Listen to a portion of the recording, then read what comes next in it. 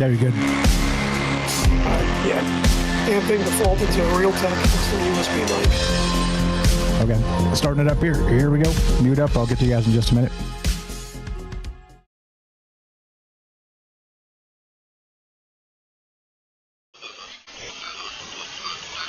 But I think the development of full artificial intelligence will spell the end of the human race. It's a flying object and we don't know what it is. I would hope somebody is checking it out. With the rockets or whatever, but incredibly fast, opposite direction. It was too fast to be an airplane. I'm glad the Pentagon is looking at this, because if it poses a threat, I want them on top of it. Well, the craft generates its own gravitational field. You said there's lights in the sky? The internet has become the command center for criminals and terrorists. 911, what's your emergency? I need help, please help me! Aliens won't let it happen. You know, that's what we're instructed to say. Roswell, Area 51. Alien kept deep under the ground. 1 0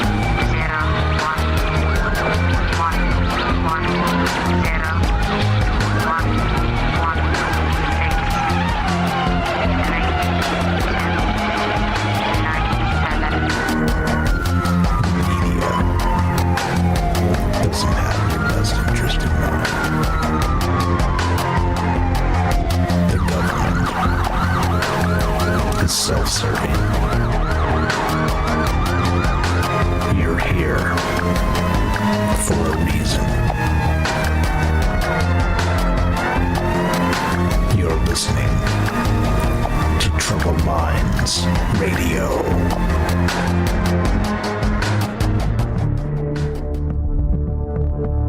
Broadcasting live from a secret bunker just off the extraterrestrial highway. Somewhere in the desert sands outside of Las Vegas. From somewhere in space-time, loosely labeled Generation X on planet Earth.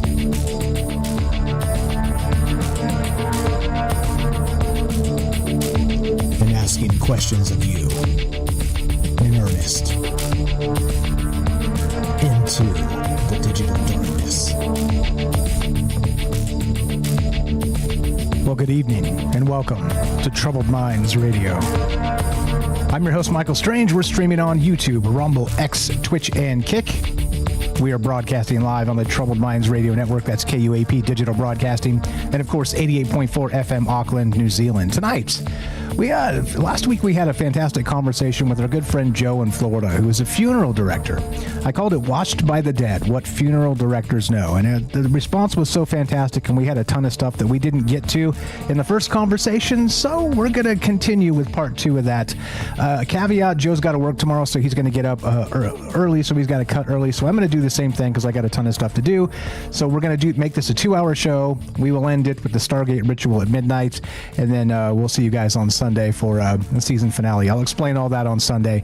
There's just a lot going on in my life right now. Everything's fine. Nobody's sick. There's no problems. My job is safe. Everything's fine. My marriage is good. There's no problems there. Just sometimes things happen that you don't expect, and you got to handle them. So I'll give you some more details on that on Sunday. But so I'm calling Sunday the season finale of Troubled Minds. Got to take some time off and handle some stuff. But otherwise, for that, we'll kick that down the road for a couple days. And right now, we'll just talk to our friends, because that's what this has always been about. Meeting people, learning new ideas, and looking at the world in slightly different ways. And that's welcome to Troubled Minds. That's what Troubled Minds has always been about. So let's do it. Again, thank you again to Joe in Florida for peeling out some time with us again this week, and James as well. James always Johnny on the spot, the glue of the show. Salcedo Paranormal, the paranormal expert of Troubled Minds. Welcome both gentlemen, and we're going to just kind of free flow this a little bit. I didn't really prepare anything other than the same conversation we had last time. Did some expansions on some of the questions I had for Joe, but there's a ton here to talk about. As I recall, we left off with the celebrity story.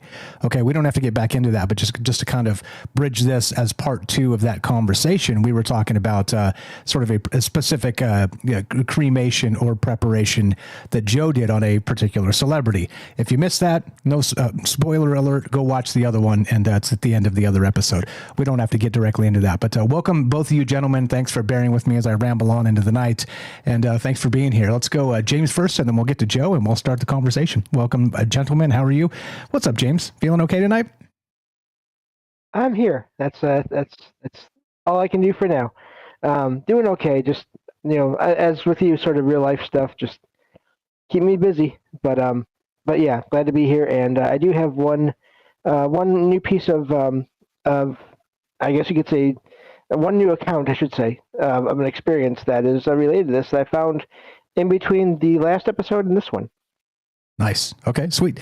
Put that in your back pocket, and we will get to that as we go. Appreciate you being here as usual. And again, best wishes for things as we go forward here together. Joe, welcome back to the joint. Thanks again for being part of this. How you feeling? And I think we can hear you loud and clear. Everything's good now. Thanks for jumping through the hoops. You're on Troubled Minds. What's up, my man? Hey, man. It's been a crazy week for me, too. It was a year to the day. I was in the hospital on Monday evening. I have a little diverticulitis or something, so I DJ'd over the weekend. Long story short, I believe I got very dehydrated and very messed up. So I kind of cleared it now. I'm feeling a little better.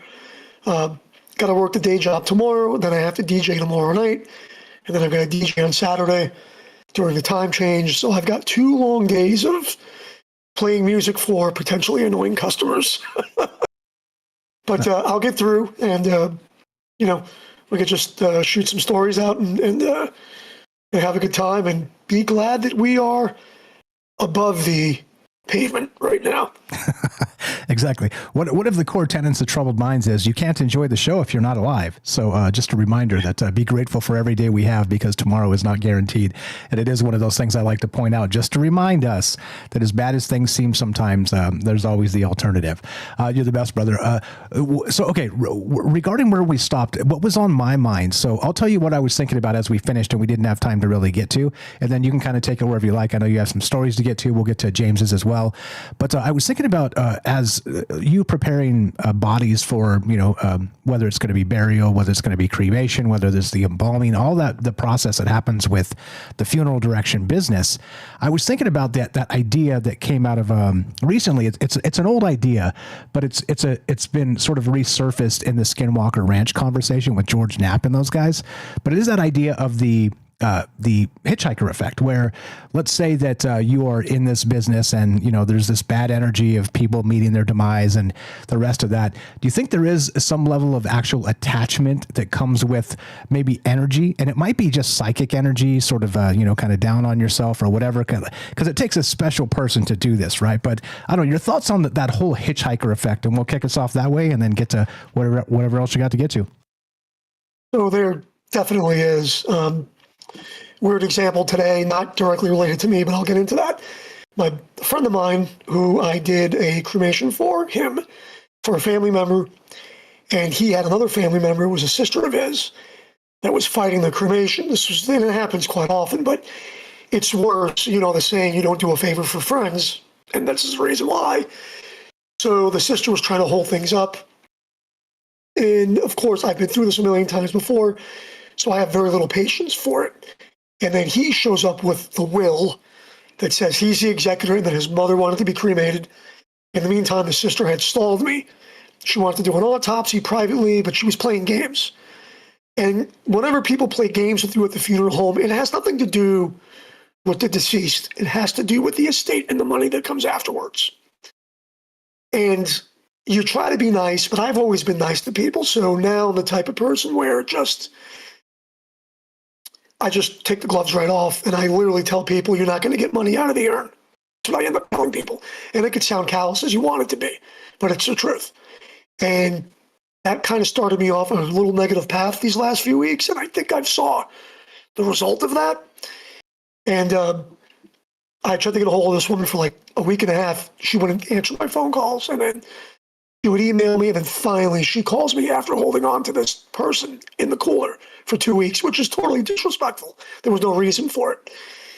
And come to find out from my friend that she wanted him to sell the house so that she literally told him, she's like, you need to sell the house so I can pay off my house and retire early. I mean, that was the truth that had come out. And you always know as a funeral director, there's layers to onions why people do things. And it's absolutely terrible. And it harbors very negative effects. And it continued this week. I'm not saying any names, but I had somebody that ended their life. And there was a person that was not married to them, but they had children with. And that person wasn't there. She was calling in, and I wasn't giving her any information because she really didn't have any right to any information. But I told the immediate family, I said, look, and I tell them, whether it's money or not, I says, I could take your money to do this, but I would not feel comfortable doing that. And I don't think it's advisable under the circumstances of what happened to this person that we should allow them to be seen, especially by children of a certain age. And the family agreed with me, but the mother of the kids didn't. And then she called me telling me, oh, why do you charge for this and this and that? And there is a charge that was made clear and all of this. And I says, it's not an actual embalming. It's what they call an identification view, which is just for immediate family, but you still want to present this in a controlled environment. And due to the circumstances of how this person died, I really advise against it. And the woman tells me, well, I'm a nurse. And I really hate it when people come to me like they know my job. It's not just you. But you're exactly right. And I had her on speakerphone. And the good thing is I'm not working for a corporation. So they're not recording my calls, but I put her on speaker. And that was Monday that I was getting sick. And I just told, I wasn't nice to her. I wasn't rude. I was just firm, and I wasn't nice to her. And then lo and behold, I wasn't there Tuesday because I was sick from work. And then I wasn't at work on Wednesday. And I went back today. So when I went back today, my buddy came in. My other friend came in from the first story. And he brought his Alaskan Husky with him. And he was picking up a nameplate for the urn, an engraved nameplate. And he comes inside with the Husky. And the Husky lays down, and then the Husky gets up and was acting nervous in the funeral home. And mind you, the current place that I work at, we really don't feel any bad juju there. But the Husky started howling like Huskies do. And my buddy looks at me and he goes, this is unusual for him. And I'm like, that's kind of weird. He doesn't do that. He's like, no, he doesn't start howling. So we continued our conversation outside of the funeral home. Make with that what you will, but that happened to me today. Continuing the story from last week, which was a Tuesday night, I went to the locker room and I was playing hockey on Wednesday. And I mentioned the story that we ended with on Tuesday. And there's a firefighter that I skate with, and he said, my dad sold this particular famous person the Jeep that he passed away in, which was more synchronicity and how close-knit everything is here.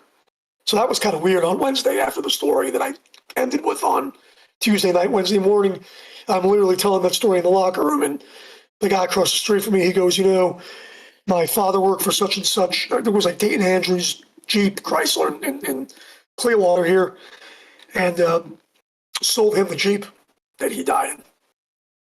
Go figure. Yeah, that's wild. After we had kind of concluded the last conversation with that sort of revelation that you had prepared that individual, again, spoiler alert, go watch the end of the other one, a famous wrestler, let's say, we'll leave it at that. But I mean, yeah.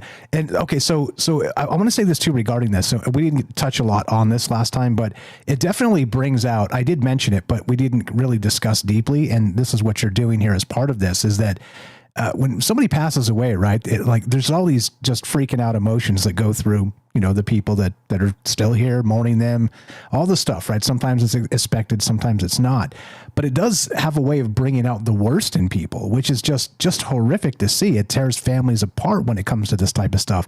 And it's over money. It's over things. It's over, material possessions. And it's like, that's sort of the last thing on my mind when those types of things happen. But that's why I don't get anything in wills or whatever. I mean, I'm just saying, you know, like some people spend their entire life angling for the will when somebody passes away, and some people, you know, spend their time being there with the person while they're still here. That's just the whole dichotomy is just really grotesque. But yeah, I'm sure you've seen a ton of that. Well, and that's what makes it worse. It's like you could predict, you know, the DJing. I've got to read the room. The funeral home, I got to read the room. I am tired of predicting human nature 2 or 3 moves ahead, maybe even 4 or 5 with certain political things. But you get old. It gets old. It gets old. You know, you think you're going to pull one over on me. It just gets old. And, you know, and that's it. And that's the other reason why I think I'm honest too, because I could be a sales guy. I could be a sales shark to these people. But, you know, I shouldn't have to give you the facets of a casket. It should sell itself. This casket is more expensive because it looks better, right? I shouldn't have to push it. I tell people this meets the requirements. This is what it costs. You can get this or you can get that. Doesn't matter to me. Family place I work for doesn't pay me on commission. They just pay me, and they pay me enough, and that's okay, you know? But yeah, human nature, it's taxing. And then you could say that the negativity follows you, whether it's spiritual negativity or just negativity from the lousy human beings that are alive in front of you, that are draining you. I think that's more of what it is, because I can make the contrast to when I DJ, like I DJ'd this last Saturday, and I was pretty crappy with some people, and I'm usually not, but somebody literally asked me to play Nickelback, and I about died. And then also in the middle of the packed room, I literally shut the music off and told somebody, what do you want to hear? And I did it twice. And then they thought they were going to heckle me. And the rest of the packed dance floor heckled them until they stop and they get out of the way. And I've never done that. But the same thing is I don't have a DJ name. I'm just a backup. People ask me, so I really don't care. As long as I got a packed dance floor, that's what I go for. But you could always tell when these people come up and they want something that's totally out of the ordinary, and all they can think of is themselves. Instead of seeing, apparently you're the only one not having fun, but the 200 people I have out there are having fun, but you're the only one that literally has come up to complain. Yeah. So yeah, you can't keep everybody happy. It's a total human thing. And when I get approached for that, whether it's for money or for music, it's a self-centered ego. The ego always coming back to bite us. Anything on any of that, James? The hitchhiker effect, again, is one of the things that fascinates the hell out of me. It's not just the attachment of negative energy, but as you're describing, negative emotions as well. Is there anything else on that, James, that you want to add as far as the paranormal space or whatever else you got on that idea, or anything else, by the way? Yeah, there's reports from paranormal investigators who go and check places out and where they have experiences, and sometimes it's relatively mild things, shadows. They'll see shadows. They'll have objects move. Other times there are more rare cases where it's extreme and they don't ever. They have to basically seek help to get the energy removed, and sometimes they even never investigate again. In some rare cases, so it is a thing that I can see happening, and I always thought that was fascinating. Because I've known of that for a while now, and then I heard about the whole Skinwalker Ranch thing, and I thought that's fascinating. That's two different, you would think, two different types of situations, but maybe not so much. Yeah, the alien or whatever's going on there that they've got, the ancient entity, the Skinwalker itself, but then also sort of this weird space of sort of hauntings and attachment and energy and stuff. As we said, not to the previous show here that we did together, but the previous Troubled Mind show, we talked a little bit about that idea of classifying these energies. Like we have a hard time with it anyway, you know, Bigfoot and aliens and things like this. Anything that's sort of as yet proven scientifically, you know, whatever that means to you, it's still really up in the air as far as what we name these things, the naming conventions of humans in the ambiguous space, for sure. What else you got? Go ahead. So I don't know if we want to tell. Oh wait, I'm sorry, James. Go ahead. No, I was going to ask who wanted to go next, but I was just going to say that's true even with Skinwalker. That's a very specific type of entity, according to people from from that part of the country, Utah and all those areas. But then people who aren't as familiar with it, they wonder, when they have encounters, are they seeing that? And they'll use that name when maybe it's not necessarily that, and not that they're doing that to be ignorant or disrespectful. They just don't know. Sorry, go ahead. All you, Joe. So does anybody do you want me to tell a quick story that might be kind of funny here that I had going on too, and we could kind of go back to the questions? Yeah, totally. Yeah. So anyway, I don't know if anybody, true story. I mean, these are true. So, but has anybody ever dealt with missing items in their house and felt like it might have been a ghost, but surely wasn't really a ghost? So anyway, I've had a decent collection of Hot Wheels cars, and some of them were treasure hunt series, and they could be worth some money. So I had moved out of my parents' house, but I left some of the collectibles and items in my old room. Every once in a while, I would crash back at home. Sometimes on a few occasions, I would notice things moved around. But upon deeper inspection this particular time, I had something missing. I had some of the cars missing. So specifically, some of those Hot Wheels cars. So I was wondering about who was in my room. One day in passing, I'd asked my parents if they had moved anything in my room, and they seemed puzzled. But, I pressed on and I told them that I was missing some cars and stuff. So then they had recalled that we had it was either a hurricane or a tropical storm that had come through. Forgive me, I'm changing the page here, but I'm reading. But anyway, so this tropical storm hurricane that had come through it was some years ago, probably over 10 years ago. I was working in the crematory, but we had some family members stay in the room. It was my mom's cousin and her husband. And her husband was kind of a joker in the family. God bless his soul. But anyway, so they tell me that, these folks had stayed in my room. And then I all realized that my mom's cousin had stayed there. So again, he was a joker. He was a little bit suspect, but he had a reputation of being a kleptomaniac. So it was him. We knew it was him that stole the cars. But I felt bad. I didn't confront him as he was in his old age. He had diabetes. He was missing a leg from his knee down. So anyway, fast forward a few years, and he passes away, and I end up doing the cremation. I had to do the cremation. So as he's laying in the box, I literally forgave him for a second. I looked around jokingly to see if the cars were with him, but I knew he wasn't going to have the Hot Wheels cars in the box. That would have just been a miracle. However, when you do the final check and you look for jewelry and you look for items, his prosthetic leg was in the box, which could have been cremated with him, but I removed it. Anyway, after the cremation, I brought him home to my house so that his wife could come pick him up. And I brought the cremated remains back to my parents' house, I should say. So I put the bag with the box of ashes on the table, and my dad basically goes, "What the hell is that?" And I'm like, "It's Frankie." And my dad freaks out and says, "Get him out of here. He stole stuff from the house." And I literally reply, I turn around and I'm holding up the prosthetic and I go, "It's okay, I forgave him." And I took his leg. So anyway, it always made me remember how people will be remembered. And it's my lesson to try and keep to, although sometimes I fail, but you want to forgive people. But yeah, I had his leg and my dad was like, "Get that the hell out of here."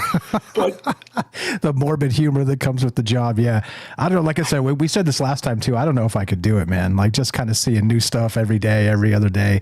Just, again, being so sort of entrenched in the community, a ton of people there because you have to, you just have to, that this malady, the finality of humans is something we all deal with. So, I mean, I just can't imagine, man. You were, again, a hero to me just for that. About a minute left and then we'll take a break. So, real quick story. I went in the cooler. We had to ID a body. We had this woman. She was very, very heavy, 400 pounds heavy. She was still on the EMS plastic board, the EMS board strapped in. So we get in there, me and my buddy Daryl, who looks like that, I forget the actor again, the actor that was on the Green Mile that passed away, and he was on Armageddon.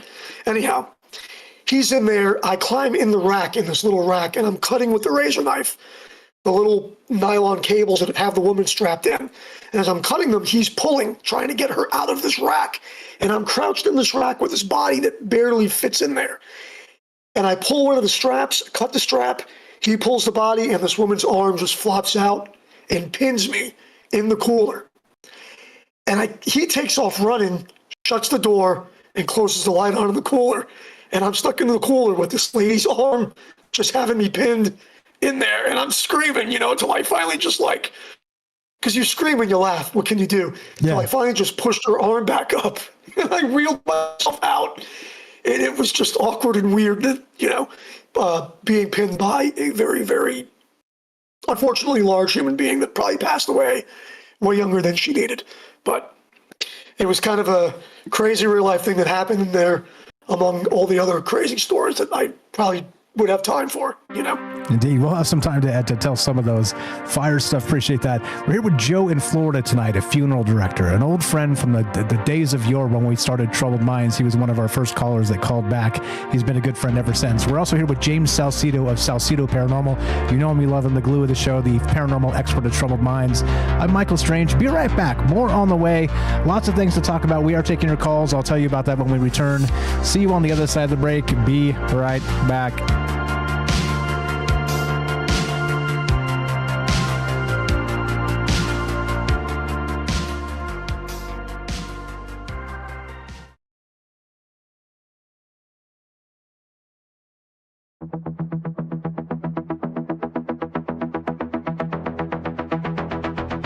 Crazy colors swirling, got the laughter in the air. Just as in the night, they weave magic everywhere. Clowns are juggling dreams, wild world is in despair. Nothing's quite as certain when reality's a game. Chaos in the corner, whispers calling out your name. Look around, it's laughter, even when we're feeling pain. You know they warned me, there'd be nights like this. You know they warned me, there'd be nights like this. You know they warned me, there'd be nights like this.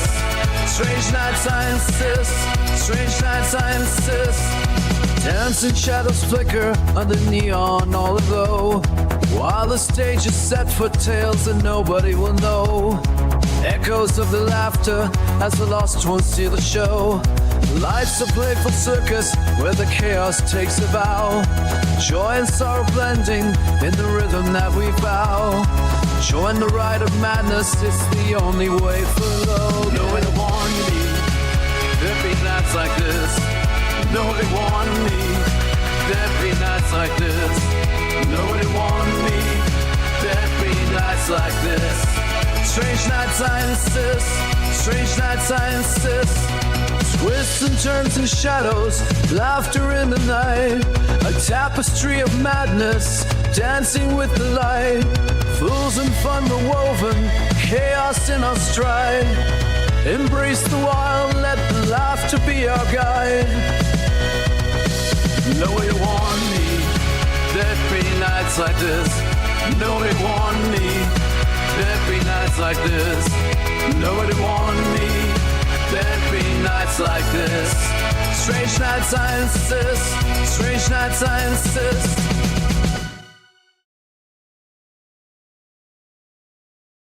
Falling in the rhythms, beats that pound and thrum. A flashing carnival where the misfits come undone. Whirling through the madness with our hearts set to ignite. In the symphony of chaos will remain the shining light. Yet nobody warned me, there'd be nights like this. Nobody warned me, there'd be nights like this. Nobody warned me, there'd be nights like this. Strange nights I insist, strange nights I insist. I'll bring it back some oldies, but some goodies. What's up, guys? James and Joe, we'll get back to you momentarily. What's up, Matt Sell? Dave Lovegrove, Viking Superpowers, got his hand up. We'll talk to you momentarily. What's up, Daryl Apoc, Sweets, the Roberts? That's Jacob and Dawn. I see you guys. Hope you're well tonight. Fred gets first over on YouTube. Flip Dizzy, how you doing? Good evening, guys. Hello, hello. Esoteric Alchemist, love the name. What's up, Lily in Australia? How are you? Good evening, good evening. Let's see. Kenneth, I see you there. What's up, Kelly? Sweets, of course, the other glue of the show. Thanks again just for supporting the show, guys, and doing all the things. And it means a lot to me. It brings me back every night, and I'm glad to be here and honored to be spending time with you. YY gets first over there on Rumble. We got Hiker is here. Good evening, guys. Gordo, Raz. Hello, hello. What's happening, folks? Halloween tomorrow, right? We got the day. The day is tomorrow. Who did I miss? Gordo is here. Good evening. Good evening. Here we go. Trouble Minds happening now. Raz, I'll circle around and say hi as we go. Here we go.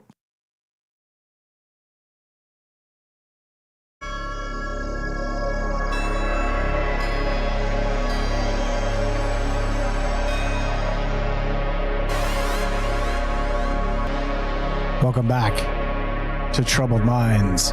I'm your host, Michael Strange. We're streaming on all the places, all the things. You can find all that stuff at troubledminds.org.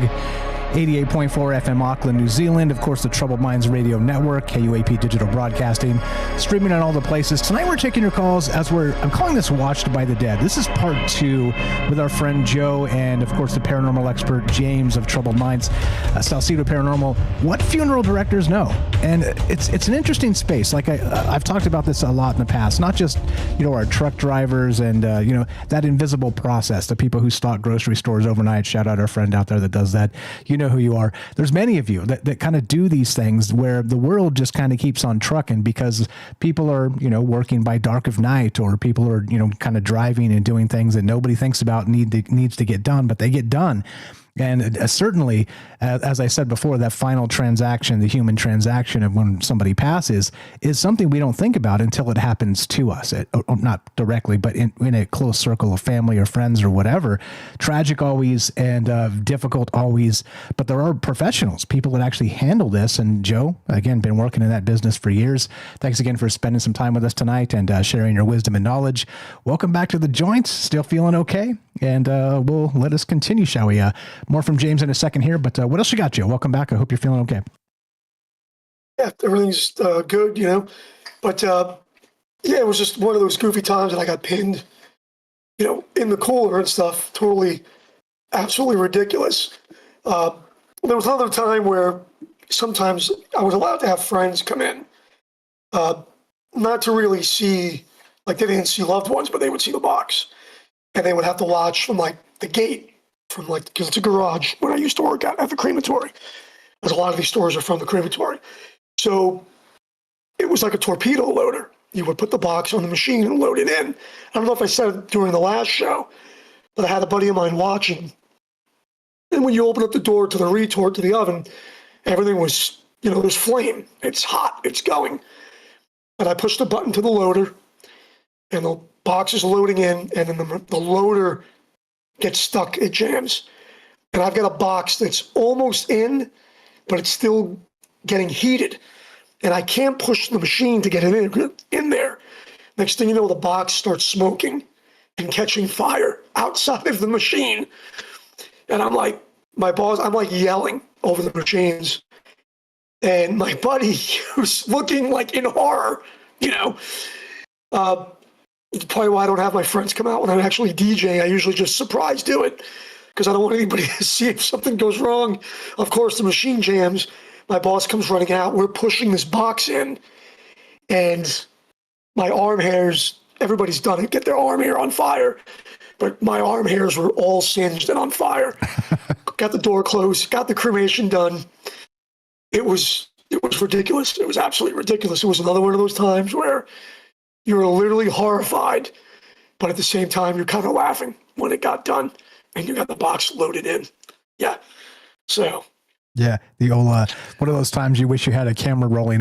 Joe and I have joked about this over the years on and off, that he kind of feels like he needs to make some kind of sitcom out of this because there's just so many like amazing moments that are, not just morbid, but also hilarious. And I guess the genre would be hilariously morbid. We're going to talk to Dave here. Just hang tight, Dave. Give me just a moment. We'll get to you in just a second. James, anything to add to that? And then we'll go to a Dave of Viking Superpowers. And thanks guys for being patient. Well, just I can imagine. I can't imagine the things that happen with all that. There's things that there's a genre though, that dark humor is a thing nowadays. That's a whole genre of comedy and fiction, both in TV and in books and everything. And so I imagine that kind of a show would do okay. Yeah, in 2025, where everything is twisted and upside down, I would think so too. Speaking of which, Mrs. Strange is watching American Horror Story. I guess there's 12 seasons of that, and we've also been watching a little bit on and off of American Gods, and that's Joe's show. He brought it up several times on this show, and I'm like, I'm a little bit horrified when I'm watching it. I'm like, what the hell is this? Like, what is going on? So no spoilers. I'm enjoying it, but it's definitely one of those jarring ones where you're like, what in the hell is going on with this? But fire stuff, we are taking your calls tonight if you want to be part of the conversation. 702-957-1037. Click the Discord link at troubledminds.org. We'll put you on the show. We're calling this Watched by the Dead. What funeral directors know? Let's go to Australia, to our good buddy. What's up, Dave Lovegrove of Viking Superpowers? How you been, man? Welcome back to Troubled Minds. How are you? And what's on your mind? Go ahead. I'm great, mate. You can hear me okay? Loud and clear. You sound fantastic, my man. Fantastic. Well, your show always pops up on my phone, and if I can, I love to jump in and listen. And I was just, as soon as I saw funeral directors, I laughed because, the old cliched westerns, there's the sheriff and the doc and the funeral director, and there's the mayor, but they're sort of like pieces from a game. And I've actually been the sheriff. I've been the doc, at least as a nurse. But I've been the guy off the gun. I've been the old piss pot doctor who stitches everyone up. But I did a 2-day stint as a funeral director. So I've sort of got the trifecta of Western movies covered. And I love to get one of those big black hats. But the reason why I wanted to tell you about this is I was dubious about doing this job because from both being a lawman and being a nurse for, almost 10 years together, I had, somewhat I had PTSD and I'd seen a lot of death. And this friend of mine was really talking me into the job, like, it'll be great, Dave. You won't have to do anything really icky. You've got a great presentation, blah, blah, blah, blah. So I said, all right. Against my sort of better judgment, I said, okay, I'll do it. So I had this black suit. I go out with this guy, and we were to pick up a body at the morgue at the local hospital. Now, we sort of wait, and they take us in, and they bring this body out in a bag, and I didn't really get to see it. So we get back to the funeral home, and it looked bumpy to me, the bag, and when we zipped it open, this poor man was in there, but, he looked like he was trying to get out of his coffin. His body was all over the place, his arms were up, his head was up, his mouth was open, one leg was kicking. And I said to the senior guy, like, what the heck is this? Like when I was a nurse, when someone died, one of the first things we did was lay them out, meaning basically put them in a nice flat position with their palms under their legs so that when rigor mortis set in, they were nice and straight. Right? And he said, they've got really slack about this. They don't care less. They just put the body in, whatever position. Wow. And I was appalled by this. The guy looked like he was screaming, And how your conscious mind thinks it's got the situation, but you can feel the other mind squirming. And I thought, I don't like this. There's something I really don't like about this. And I said, what are you going to do? He said, we're going to have to break the arms. No. No. And I'm going, oh, hell no, And I went out and saw my friend who got me the gig, and I said, look, I just, I'm trying to be brave here, but honestly, this is really freaking me out. There's a lot of ancient stress coming up for me just seeing that poor man. And, all right, you don't have to break his legs. You just stay here and we'll go and do it. So I go home, and next thing I just got the most horrendous gut pain, like almost screaming level gut pain, and my wife rushed me up to the hospital. And I ended up in there for like 4 days. It was a miserable 4 days. I had this nasogastric tube down my nose, which is an awful thing. Didn't eat for 4 days. Upside was I lost a bit of weight, but the only time I've ever had something like that happen was many years before. My wife and I were going for a walk in Sydney near these very high cliffs, and we just went up there for the view, but it was a infamous suicide spot. And as it got really dark, people started to leave, and I saw a man coming towards me. I couldn't really make him out in the the gloom, but as he went past me, I could tell he was sobbing. And I spun around and I said to my wife, quick, find somebody with a phone. This is just when people were just getting phones. Go after those people. And I sort of noticed that those people actually started to move quicker. And I think that they picked up what I picked up and thought, nah, we get out of here. We're not going to deal with this. And so she ran after him to ring the police. I went after this guy. He climbs over the fence. It's like a 300-foot drop onto rocks. And I just took him by the shoulder. He's a big, strong young guy. I said, hey, brother, what are you doing on the wrong side of the fence? You're not supposed to be over there. And he's sobbing his head off and he's talking incoherently. And so I'm just talking to him. Eventually, the police came, but it was about half an hour. The whole time, I'm sort of convincing him, look, fuck, you'll hit the bottom, you'll come out of your body, you'll go, why did I do that? He's telling me it's all about a girl who's left him, and he's a stockbroker, so he's got money. And anyway, it took us about an hour and a half. I eventually just physically picked the guy up off the ground and pulled him over the fence, and the police took him away. The next morning, I woke up with this same thing, as if I'd been shot in the guts, and went to the hospital and was in agony for ages. And I do think, from that second event, I thought at the time of that one with the cliff that it was like somehow I'd taken a big hit to save his life. Like, it was like something really negative wished him to die, and I'd wrestled with it and stopped it. This other poor body, I don't know if that's what happened, but it seemed uncanny that the lack of dignity and the just the ugliness of the situation struck me, that as if something could have happened to me, like because I was involved. Like it wasn't fair, but yeah, so that's my funeral director story. I love it. I love it. It is amazing and horrific and all at the same time. And by the way, props to you. Kudos for, again, stepping in, like many people just turn the other way and horrific things happen, but you legit saved a man's life. So we need more Dave Lovegroves in the world. Absolutely. And the attachment part, which is clearly what we're talking about here.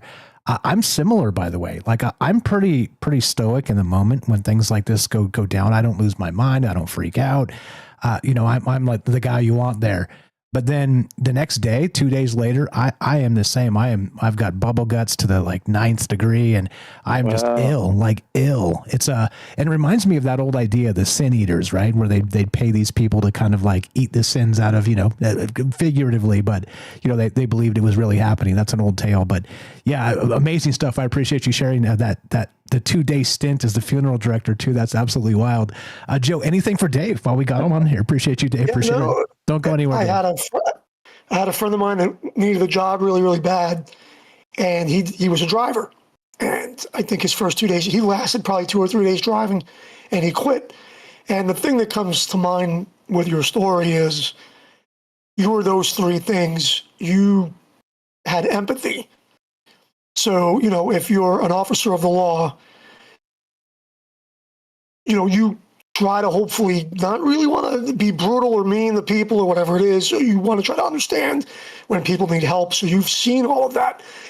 But what immediately came to mind from the American standpoint here, and part of the history here, was older funeral homes, like in the 50s and 60s, the hearse also doubled as the ambulance.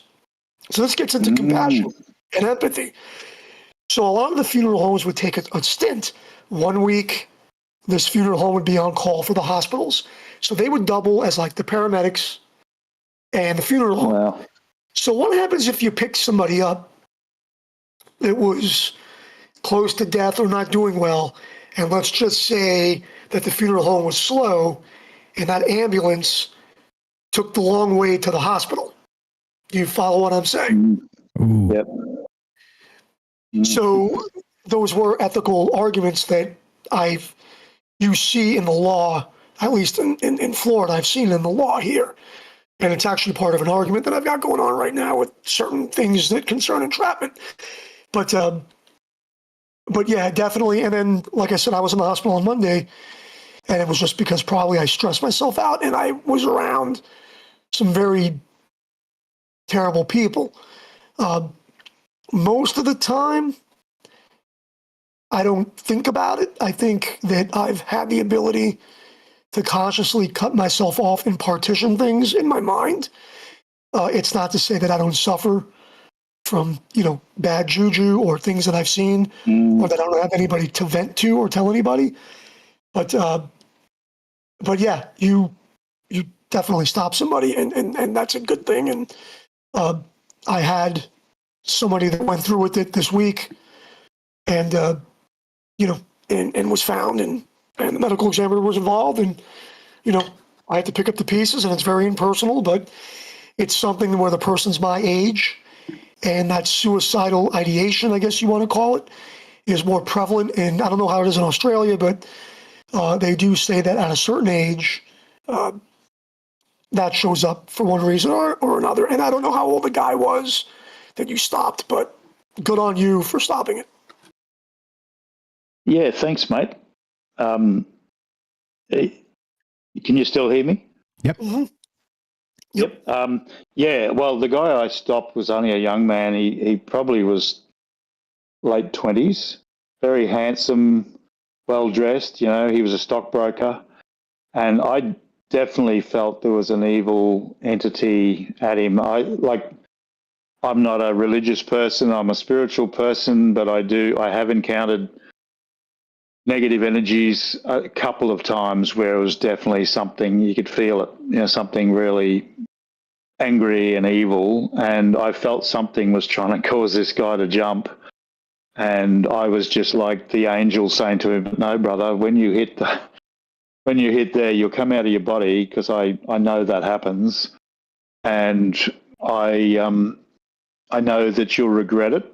And then maybe you'll have to live this life again to do a better job this time, or something like that. And you don't want to do that. Let's keep you here. Let's work it out. But I take my hat off to you. I swear to God, as a lawman, a sheriff, I saw plenty of dead people and violent deaths that we've just come upon them or be sent out to them before the ambos got there. But yeah, I realised I wasn't up to it in my little stint. I'd had enough, and I thought about all of you guys who do it as a profession. You've got huge hearts. It's extraordinary, because it takes a toll on you.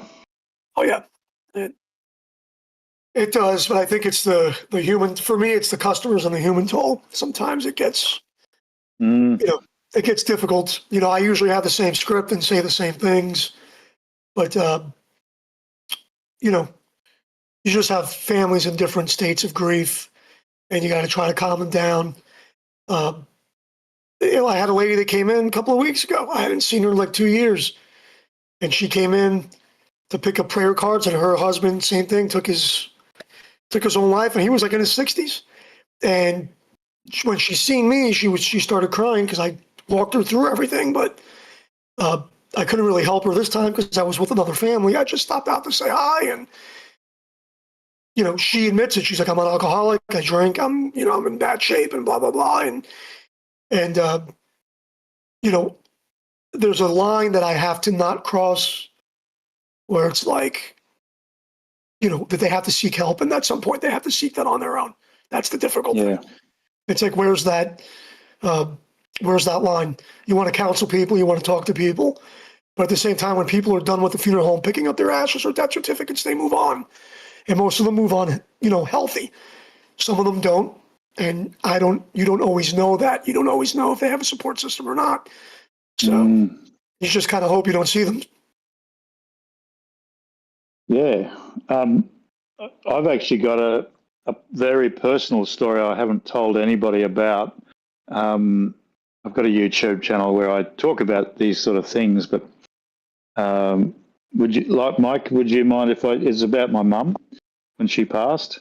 Yeah, definitely. So we got Would you mind about, if I tell that? Yeah, I'd love to hear it. So we have about 4 or 5 minutes left. Do you want to wait till after the break and hang out with us a little bit, or is it something? I don't want to cut you short because it is such a personal thing. No, that'd be good after the break. Okay, so stay right there. We're going to get back to Dave and hear this, and I appreciate you considering sharing it with us. Again, I consider you a really good friend, and this is why we do this.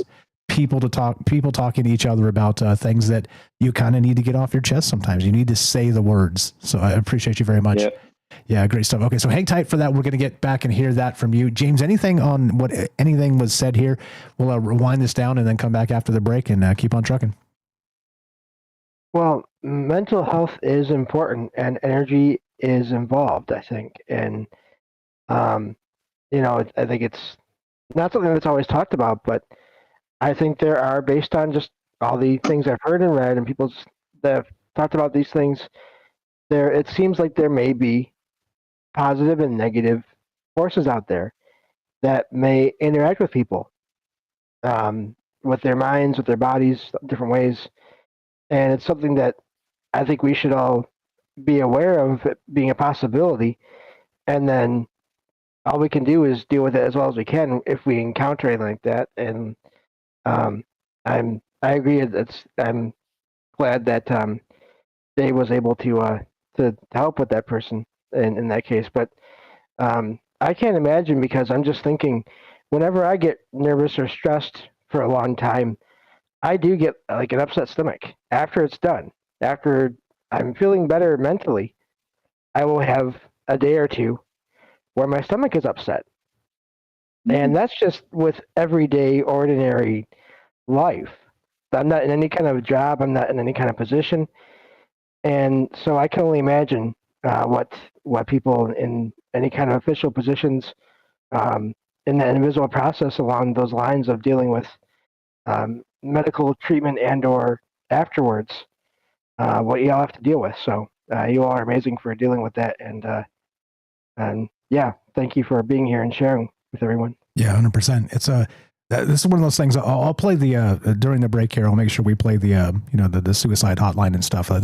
This wasn't supposed to be that type of show, but it's real. It's human stuff. These are things that people deal with, and not just maybe not personally that dark energy you're describing, but people around us. And just a reminder, one of the most important parts of being human is to just do the human thing for the human next to you. And all this stuff, when I see all the tragedies and things going on in the news and whatever, I'm just like look at all this stuff that's going on, that we're arguing over nonsense. And instead of doing the human thing, we're just like, or calling for more violence and things like this. It's just absurd. The absurdity of the mass media just drives me nuts. And I digress, but it is horrific.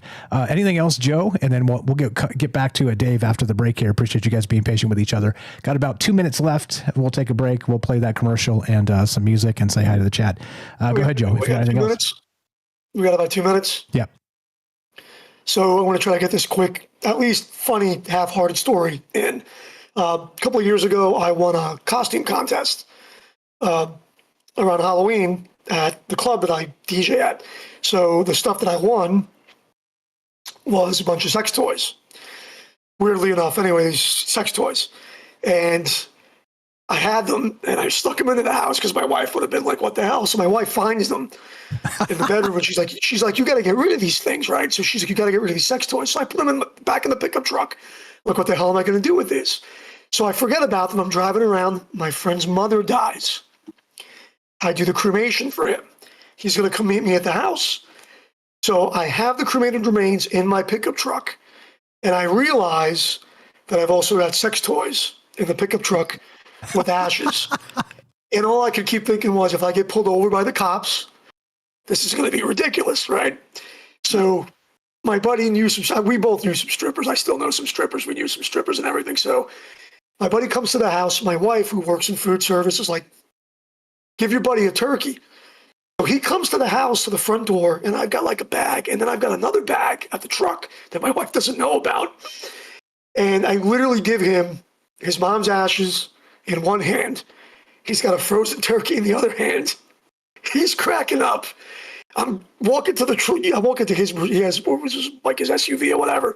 I grab another bag full of toys. He's like, "What's that?" I'm like, "Dude, just get rid of these for me." So when he got home, he was like, he's cracking up, and we always joke about that because he was surreal. He like left my house, ashes in one arm, frozen turkey in the other. I gave him the sex toys to give away. God knows what happened to him. That spawns 1,000 jokes right there. The bag of dildos jokes. Yeah, it's totally ridiculous, man. Fire stuff. Appreciate the tales and the personal experiences and the expertise. We're here tonight with Joe in Florida, the funeral director, and James Salcedo of Salcedo Paranormal, the paranormal expert of Troubled Minds, all dear friends. And of course, Dave Lovegrove, thanks for calling in. We're going to hear a tale from him when we get back, a personal experience. That's Viking superpowers. Give all of these fine gentlemen a follow, troubledminds.org/friends. Be right back. More on the way. Hang tight. Going to play some music, and we'll be back in just a quick moment. See you on the other side of the break. Beep, beep, boop, boop. Michael Strange out for a moment.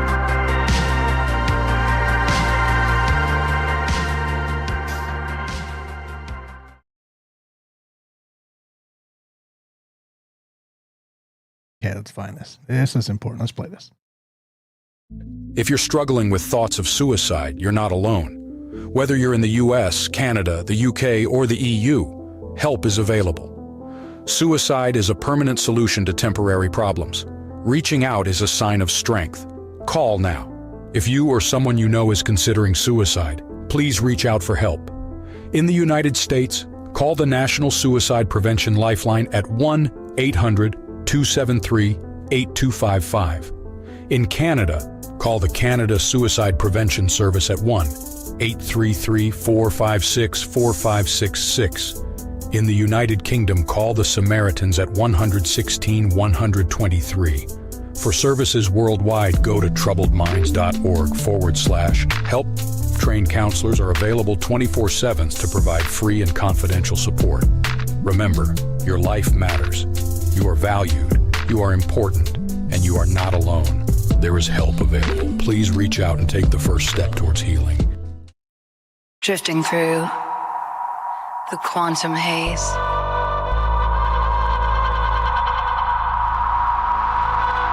Mind entangled in a daze. Whispers in the neural mist. Echoes of what might exist. Lost in time in this web we spin. It's alright beyond our skin. Consciousness forever twined in the dark unseen. Quantum dreams, we're all connected. Though we're scattered, we are reflected. Frequencies that pull us in. Parallel worlds kept within. Synapses that intertwine. Fragments of an endless line. Feel the pulse of a distant star. It's alright, we are who we are. In the void we find the light. Entangled hearts. Quantum dreams, we're all connected. In the silence, hear the call. One by one, we rise and fall. Quantum minds forever near. In this world so clear.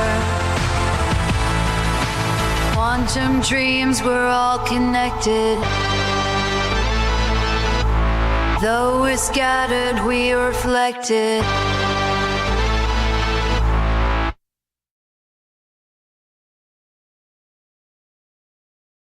Dark energy in the depths we find.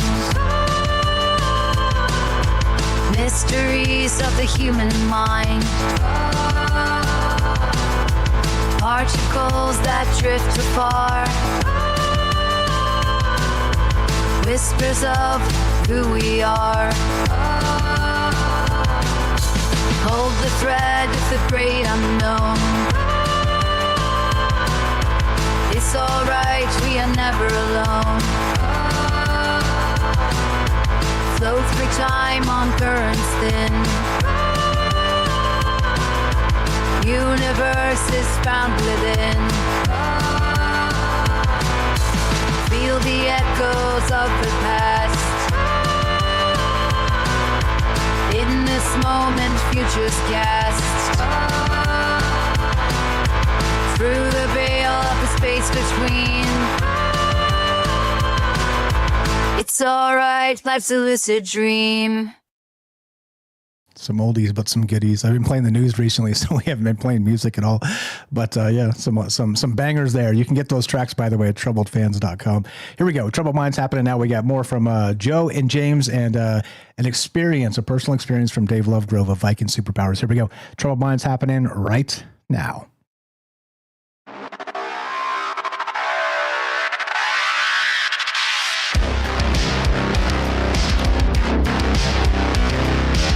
Welcome back to Troubled Minds. All the places, all the things, troubledminds.org, KUAP Digital Broadcasting, 88.4 FM Auckland, New Zealand. Tonight we're talking with our good friend Joe in Florida, who is a funeral director, which is timely since it is October 30th. If you're listening to us tomorrow, happy Halloween, All Hallows Eve. Whether you celebrate or not, one way or the other, the world continues to turn. Tonight we're considering that invisible process that I like to call it, and the final transaction of the human space.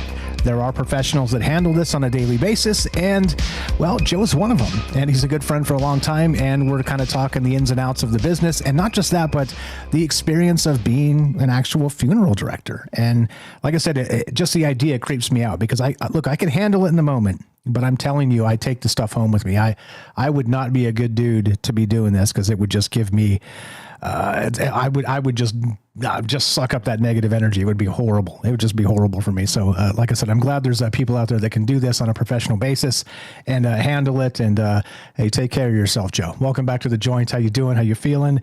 Just a reminder too, we got one more hour left, and we'll end this a little bit early because we're going to just do a 2-hour show tonight instead of 3, and then season finale on Sunday night. Welcome back, Joe. Still okay? What's going on, my man? We're all set here. I believe we have a story. We do. So, okay. All right. Just cool. Just checking in. Make sure. Okay, cool. Let's go back to Dave Lovegrove, who's going to share us a personal experience. You sure you're okay with this? Like I said, this is a very human space. That's why we do this. But if it's very personal to you and you've never told anybody ever, I ask you to reconsider, only because once it's out there, you can't take it back. Yeah, no, that's absolutely fine, mate. It's over a year ago, and I've sort of sat on it just waiting for the right time, and I feel like this is a right time. I am going to make a video on my own channel about it. But essentially, my dear old mum, Freya, she became she wasn't getting senile really, but she was finding it harder and harder to look after herself, so we helped her get into a nursing home near where we live. And she was 89. In the end, she started to nod this night. Every 30 seconds, she seemed to be falling asleep. So I got the nurse. They checked her out. They said, well, we don't really know what this is, but we'll zip her up to the hospital. So I followed her up, and they did some tests, and they said, well, she's got a flu, but she's also had a bit of a small heart attack. So I brought the wife and the kids up, and we all had to wear masks and gowns, and she was in an isolation room. And, I got to chat to Mum, and she was happy. She wasn't distressed. She wasn't feeling pain. But they said, look, we'll let her rest.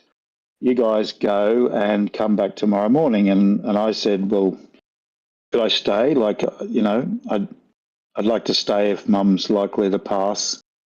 And they said, no, that's not going to happen. She's fine. It's a mild heart attack.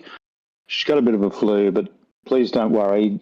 Feel good about going home, and she'll be she'll be back at the nursing home tomorrow. So I went up to the cube window, and it was just a little glass square, and I looked in, and Mum saw me, and I pulled down the mask that I'd had on, and Mum gave me the biggest smile, like a really beautiful smile, and she blew me a kiss. And I blew her a kiss back. But something passed between us. It was like a real see you later. It wasn't just thanks for coming. I felt something, and I saw in her face a knowledge that something big was happening. And she'd always been a Christian, but she was a strange sort of Christian in that she's so completely open-minded. She loved all my Norse stories. She loved nothing better than me reading Viking stories in Icelandic to her. We'd often talk about the Vikings and the history. So I'm sitting at home and I start to feel quite panicked. I'm thinking, oh, man, I should go up to be with Mum. And even though that, a couple of the sisters had said, look, don't worry about it, she'll be right. Something was telling me you need to get to the hospital. I just turned on the TV and randomly that Star Wars series came on. What's it called? It's the guy's name.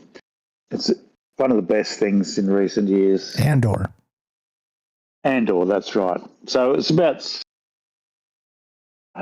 episode 8. It just randomly started playing, and I hadn't watched it for a few weeks.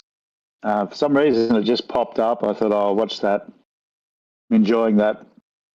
So it starts playing, and then I see the mother of Andor. She dies, and they put her in a coffin, and she's being floated out of the house. And I got that eerie feeling. I thought, oh, wait a minute. And then next scene, Andor rings. He's on the run. He rings from the planet he's on, and his mate answers on this secret phone, and Andor's raving, and he says, no, stop, please, stop talking. I got something to tell you. He says, I'm sorry about this, but your mother is dead, right?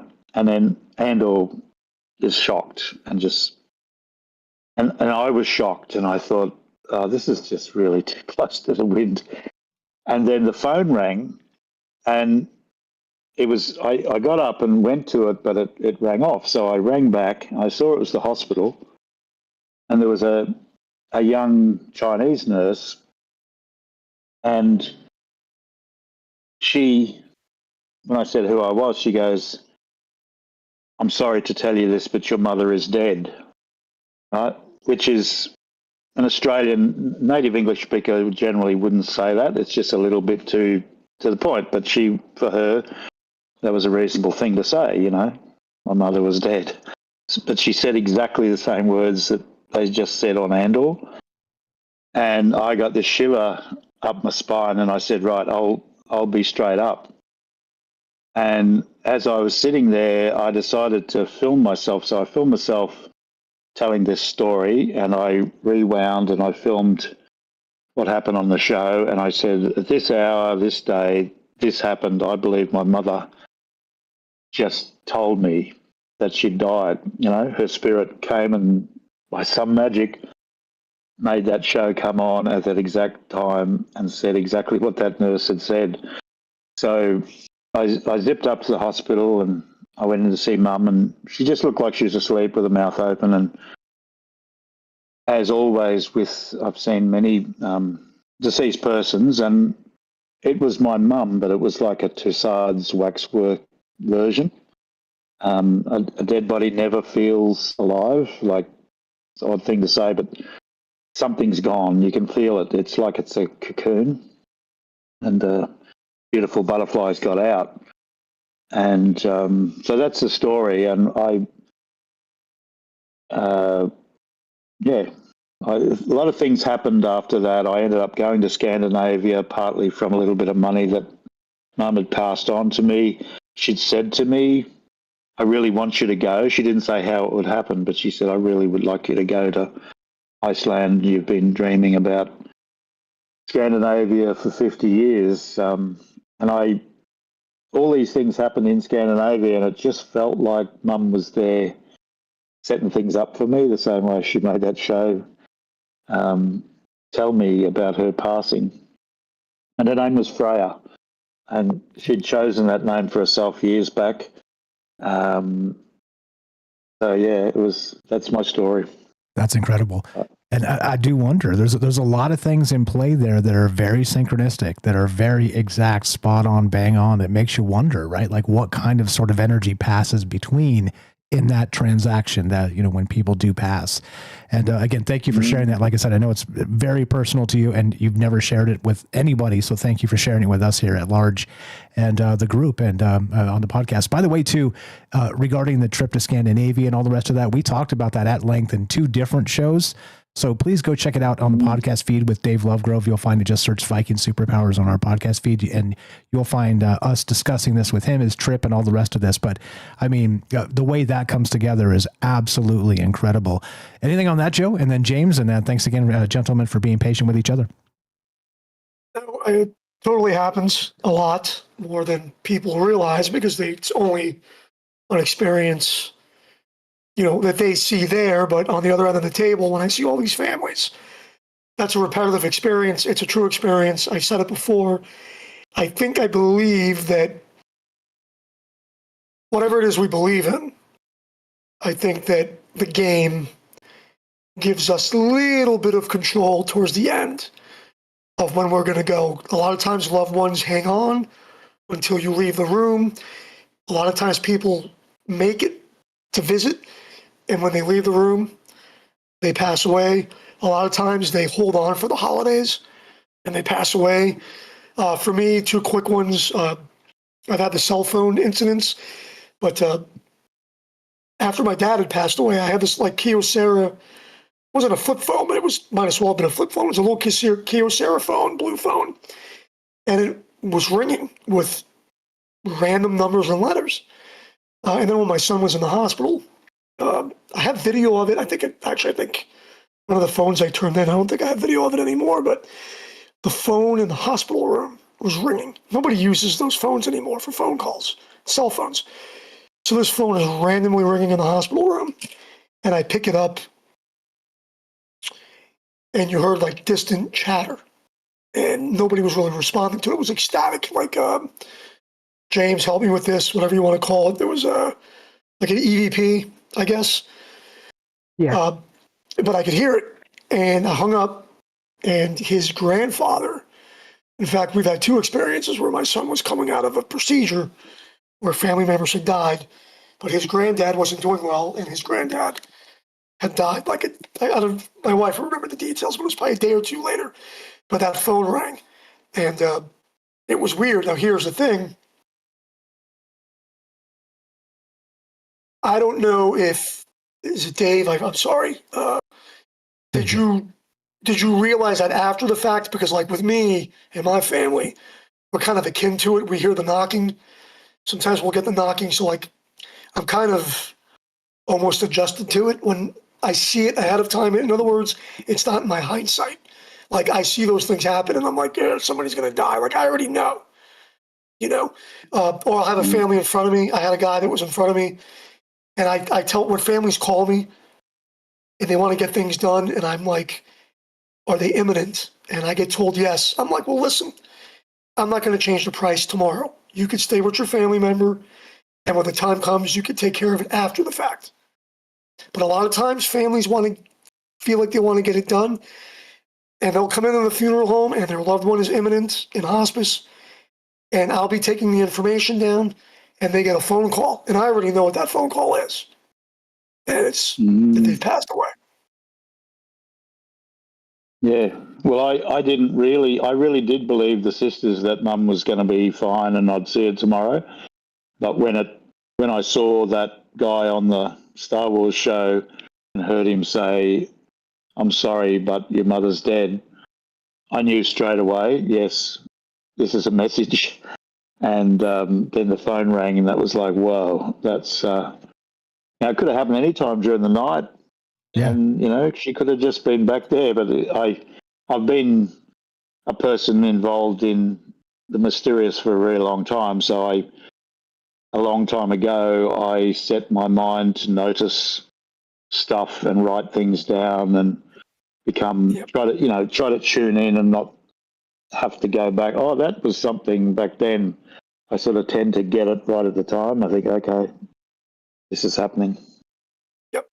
I got a weird sync for all of this. This is wild. So I've got this website up behind me. It's one of the very first shows we did on Troubled Minds was the number stations, right? And I was going to make a joke at the end of the show that I had tuned into the comet, right? The comet everybody's talking about, and it was sending a signal, right? And so I have this exact station tuned in to kind of play it as a joke, content or whatever, so for some laughs at the end. But it turns out that the phone call you're describing, Joe, sounds exactly like the station that I picked. And so this is completely organic. I had this set up before, and then hold on, I'm going to play this and let's see if this rings a bell. And tell me if you guys can hear this. But holy crap, you're describing it, and I'm like, I've got that queued up on this number station. So, okay, here we go.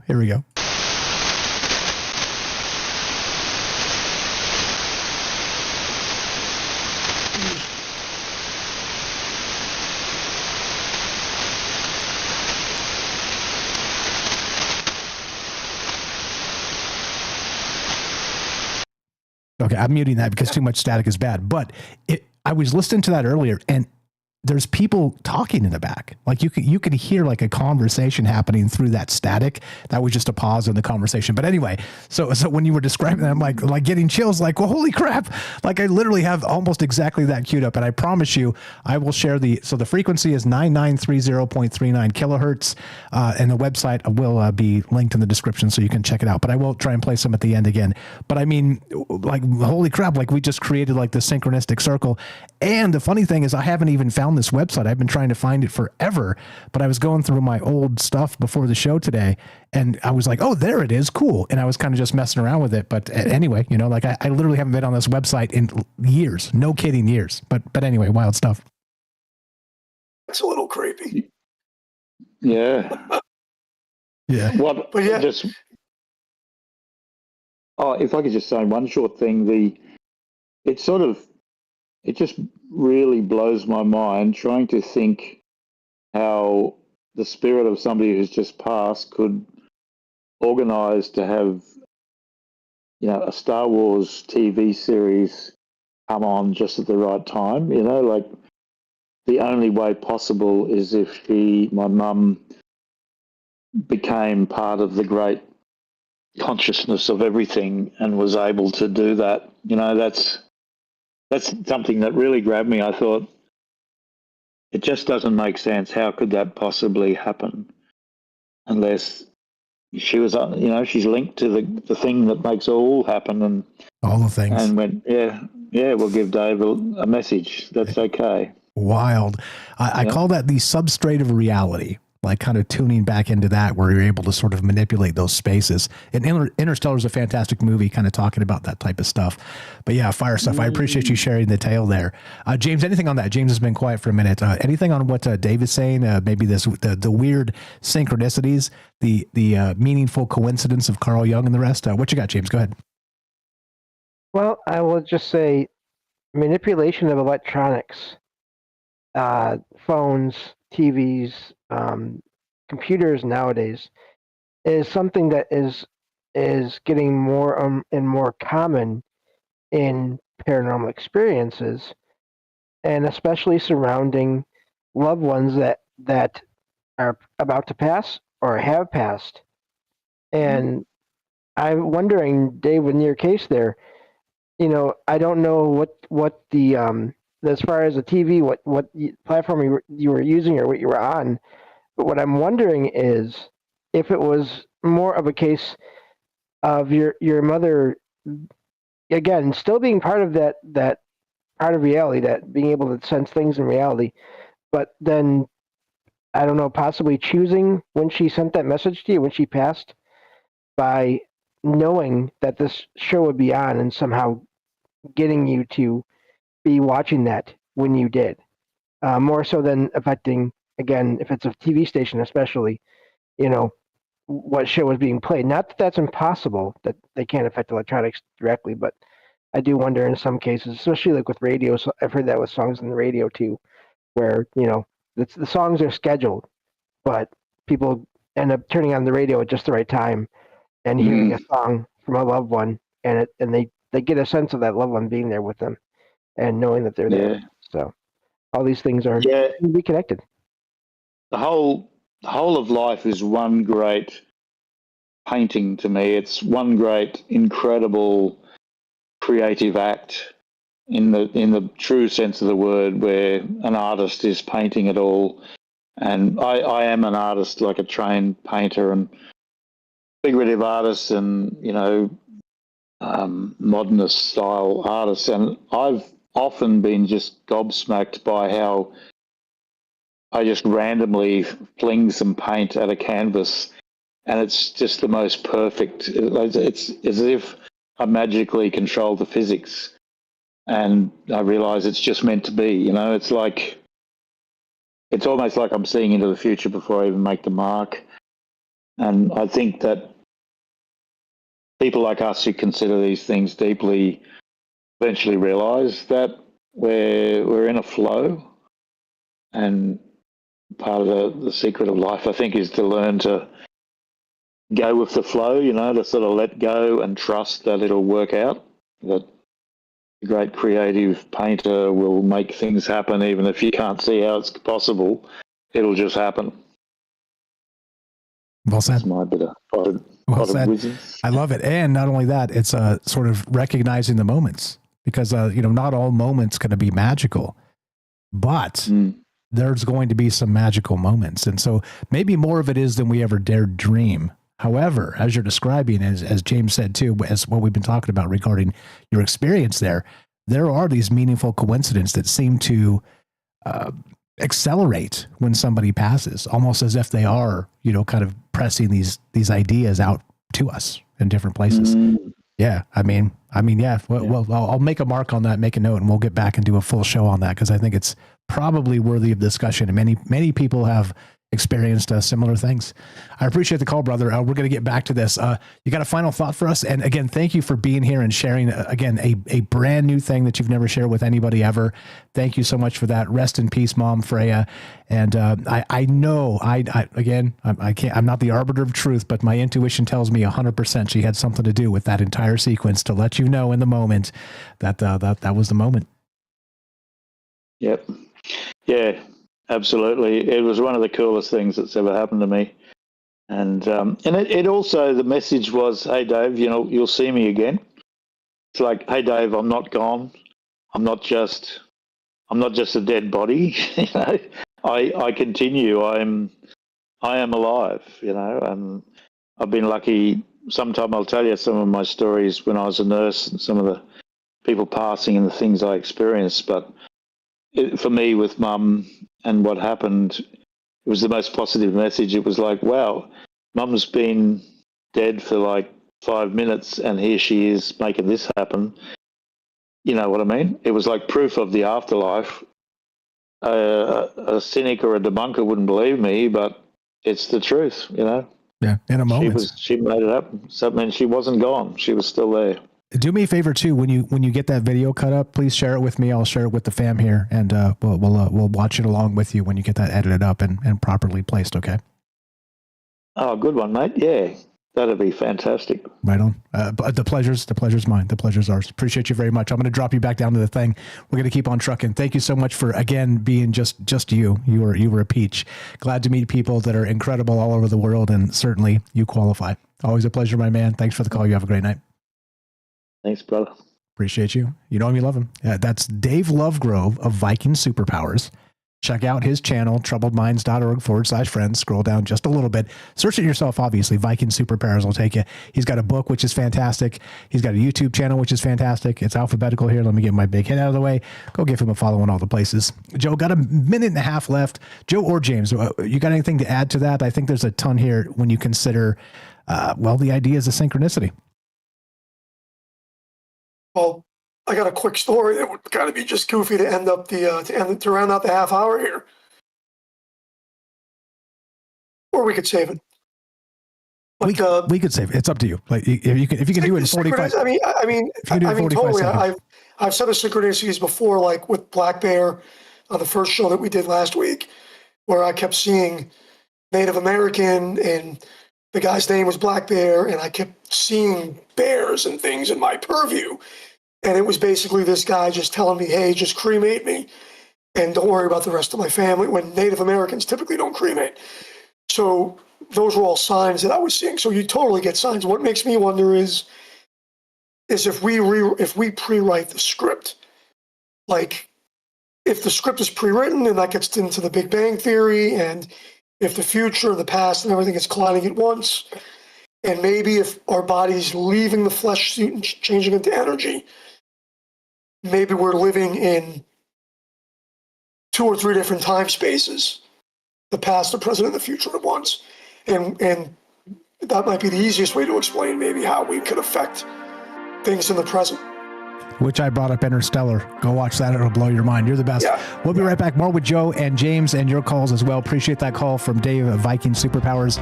More Troubled Minds on the way. One more segment left, and we'll see you after the break. Be right back.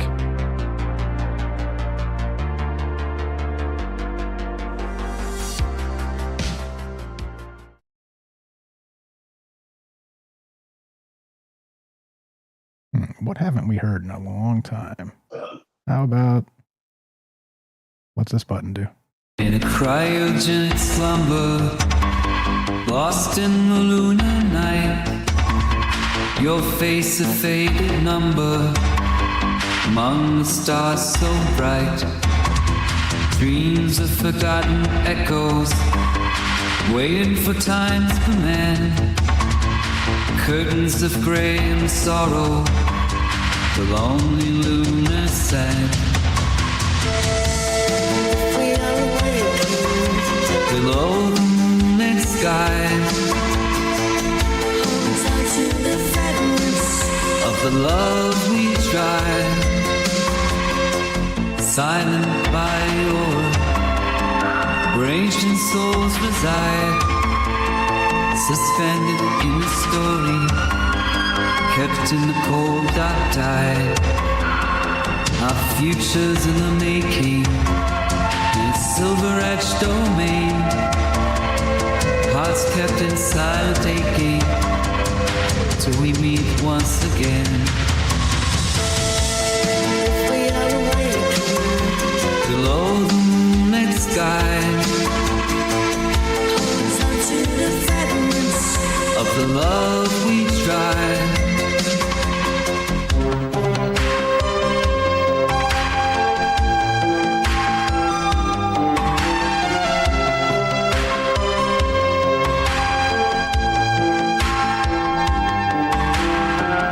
Frozen time we're resting, waiting for dawn's embrace, whispers of love confessing in this forgotten place.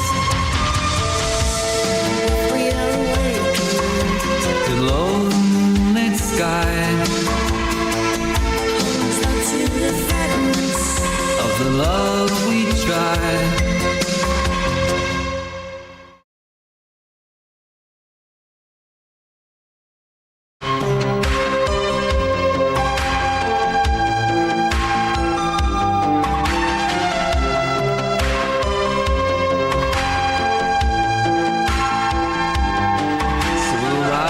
With the morning glow, and the light will come to know. We are awakened below the moonlit sky, hold on to the fragments of the love we tried. In the depths of lunar silence, our destinies intertwine. Memories kept so vibrant in the vacuum deep in mine. The tale of cosmic yearning across the astral sea, and the fires of hope still burning for when we finally breathe free. Indeed. Thanks for bearing with me as the schedules and stuff change. Like I said, we are going to take some time off after Sunday. Like I said, I'll explain a little further on Sunday night. Thanks again to Dave for the call. Thanks to James and Joe for being here and spending your time and energy with us. You guys are all the best. Here we go. Troubled Minds happening now. Final segment. We will have the Stargate ritual at the top of the hour, and then a quick outro. Here we go.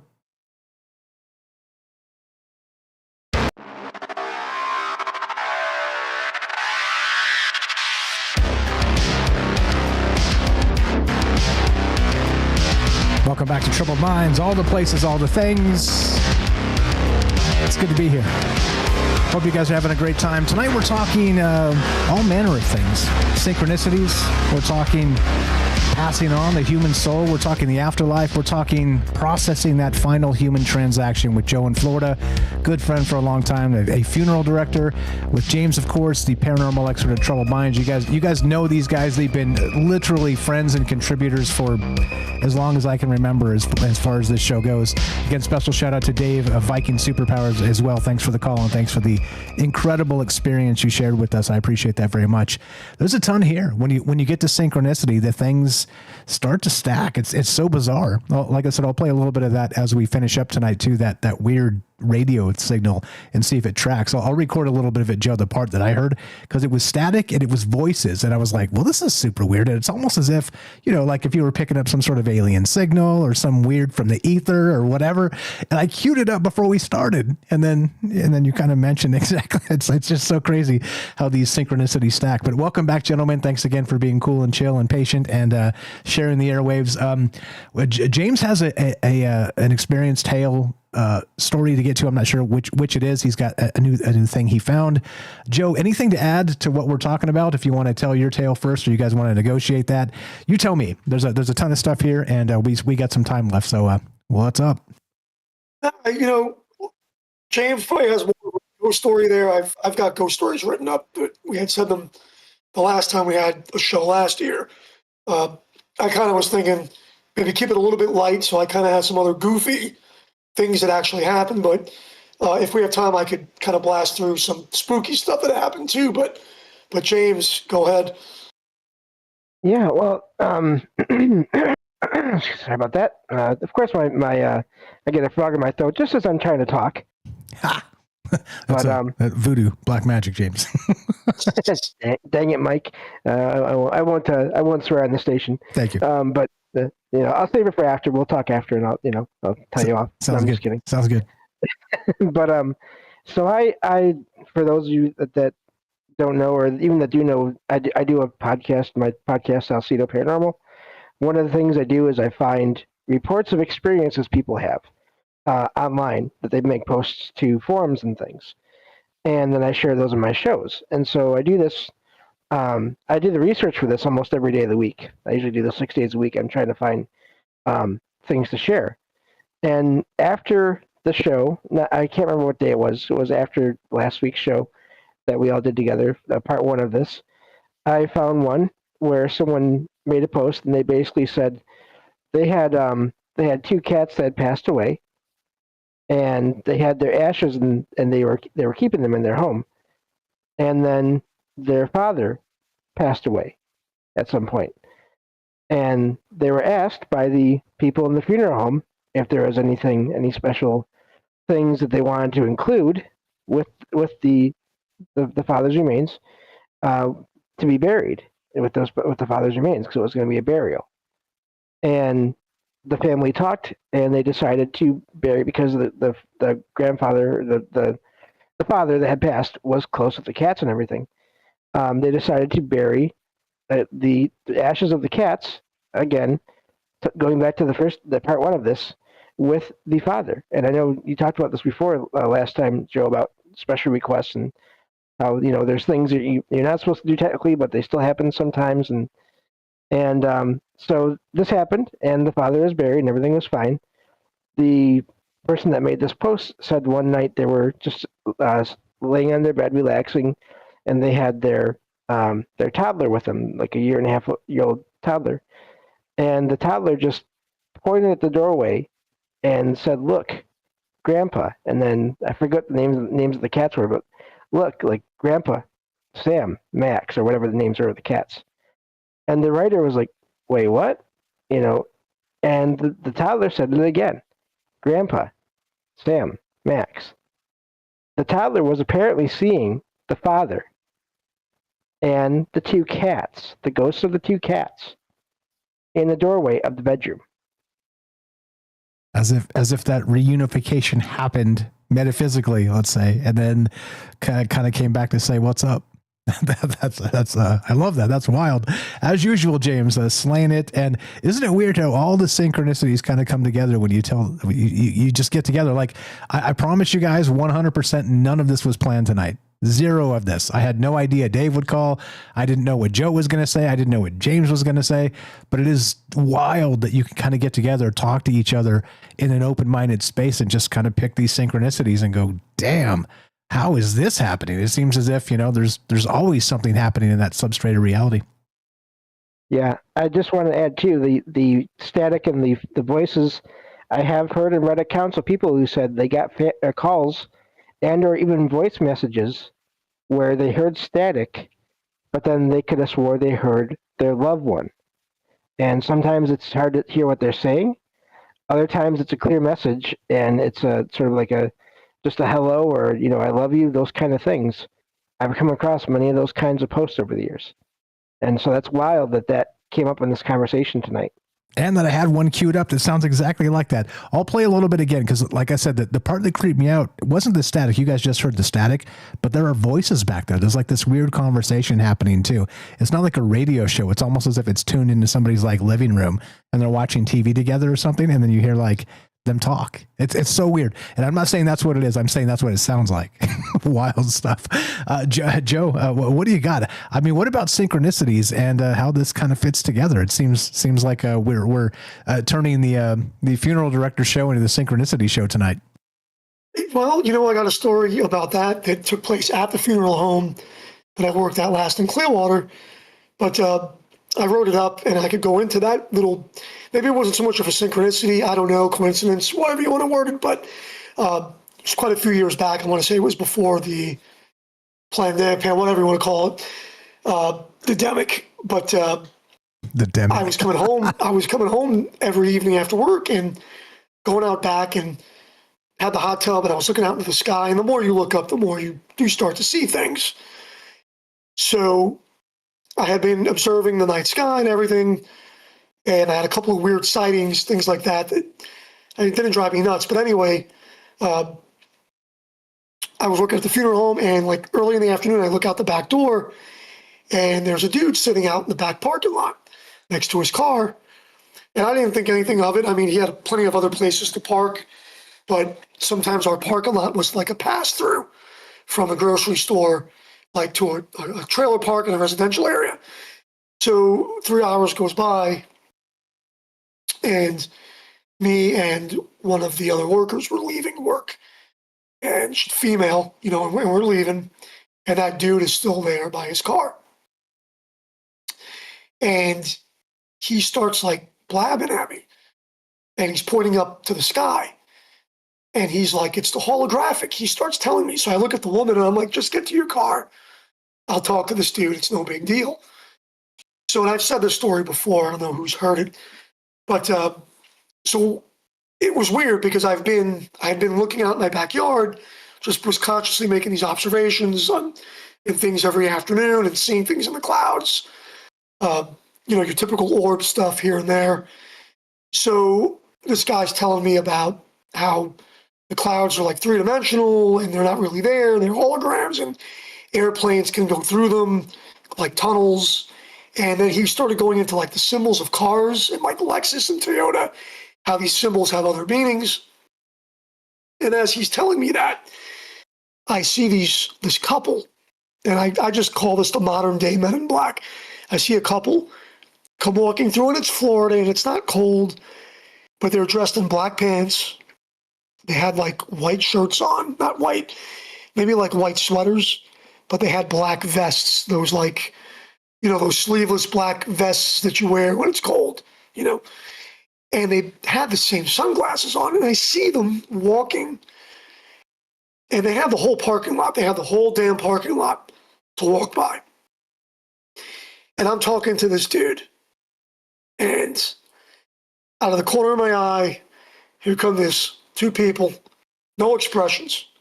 I look at them and then I just turn and I'm talking to the guy. And the hair on the back of my neck just stands on end. And they just go walking by, no expression, no nothing, right?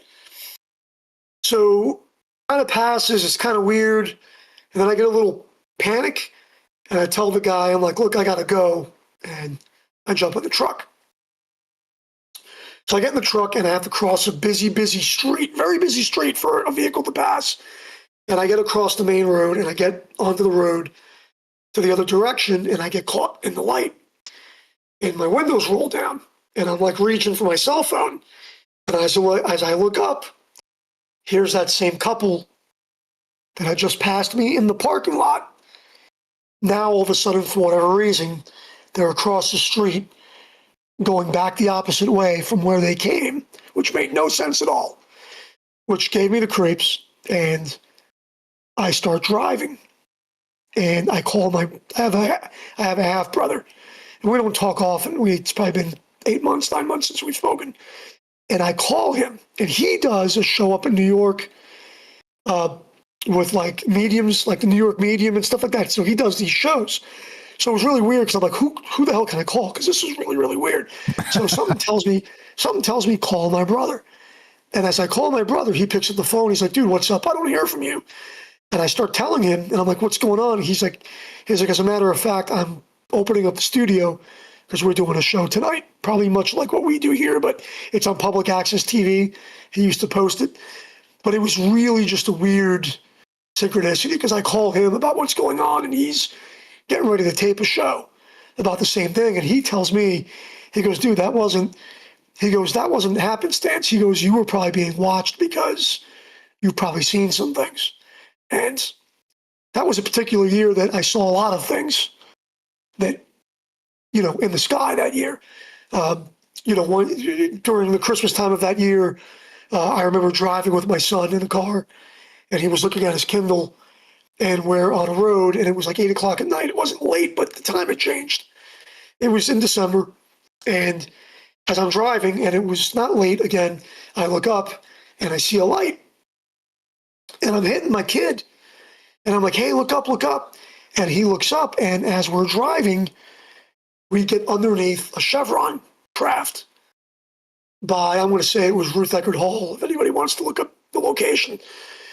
And there's an apartment complex there, and I had the sense enough to hit the brakes and turn into the parking lot of the facility with the windows down. And we're underneath this thing, and then it takes off. And to me, it looked like a black V shape, but kind of like a plane, but not. But my kid was saying it could be a plane, but he's like, I couldn't see a lot of detail. But he will admit that we didn't hear anything. It was silent. And when it took off, it was like watching old film. It was like watching like if you drew on a paper, like an old school cartoon that you were flipping the books, that's what it looked like. So the next day, I go into the funeral home and I'm talking about it. And again, the front office manager, who we had a lot of coincidences, she's like, I don't believe in this stuff, but last night I saw this thing in the sky like it was a plane flying in reverse. So she tells me that. And it was the same night in the same area of what I had seen. And then another woman that's way older than me, that was just an attendant there, she turns around and she goes, I don't believe in this stuff either. She goes, but I was at my mom's house taking care of her one night, and I got up in the middle of the night, and I went out and I looked and I saw a disc. And what made me believe her, though, which a lot of people don't know, is what made me believe her was that she said the disc was on its side. And if we hear some UFO accounts, that sometimes the UFO will go up on its side. If it's a saucer shape, that it will go up on its side before it takes off. And she described that. And I'm like, she didn't know that. She didn't know enough research to know that. And she told me that when she saw it, it was like standing on its side, and then it took off. Yeah, kind of skipping through water. Which was the original flying saucer, Mount Rainier? What was the guy's name? You guys remember the guy's name? Was that the one that he was seeing? He was flying the plane and he saw it like down below? No, like he saw like a bunch of them, like a whole bunch of them. And It was a bunch. Yeah, the only way he could describe this was the original, the guy that coined the term flying saucer, because the only way he could describe it was that it seemed like they were skipping like a stone through water. They weren't flying directly like you would expect a plane to be flying. And so the term flying saucer was coined. Is it Kenneth Arnold? I think, as I want to say the name. Yeah. Yeah. Okay. It is. Yeah. And just real quick on that, they weren't actually saucer shaped. It's just that's the phrase, that the motion of them is what the newspapers ran with. Exactly. They weren't actually saucer shaped at the time. I think he said chevron shaped, right? I think that's They look more like they look more like little space fighters with like a wing, like a bat wing. I would say it was like a bat wing or like a Batman, like a bat wing thing. But, yeah. Okay. All right. We got Kelly on the line. He's been waiting a minute. Let's get Kelly in here and we'll wrap this up. You guys are the best. Thanks again for peeling out time. Thanks for understanding the formats and the commercials and stuff and being cool and chill with each other. You're all the best, as you know. Kelly in Colorado. What's up, my man? You're on Troubled Minds. How are you? What's on your mind? Go right ahead. Test. Kelly, are you there? Yeah. Kelly in Colorado. Are you there? She tried to tell us. I think that's what she was doing, but we were busy. We hear you coming through there. Somebody's coming through. Test. Kelly in Colorado. Somebody's having a conversation. Kelly in Colorado. Are you there? Kelly. Maybe he's got us on a delay. Hello. Hi. Accidental call. Yeah, exactly. Maybe. Let's give it a sec. Okay, so anything on that, James? And then if Kelly picks up and recognizes he's on the thing, we'll go to Kelly. There's a lot. There's so much here. Yeah, go ahead. There's two things. I do wonder, Joe, with that experience with the guy and then the two people, I wonder if it wasn't so much they were there because you had seen things. I wonder if they were there because of that guy. Something to do with that.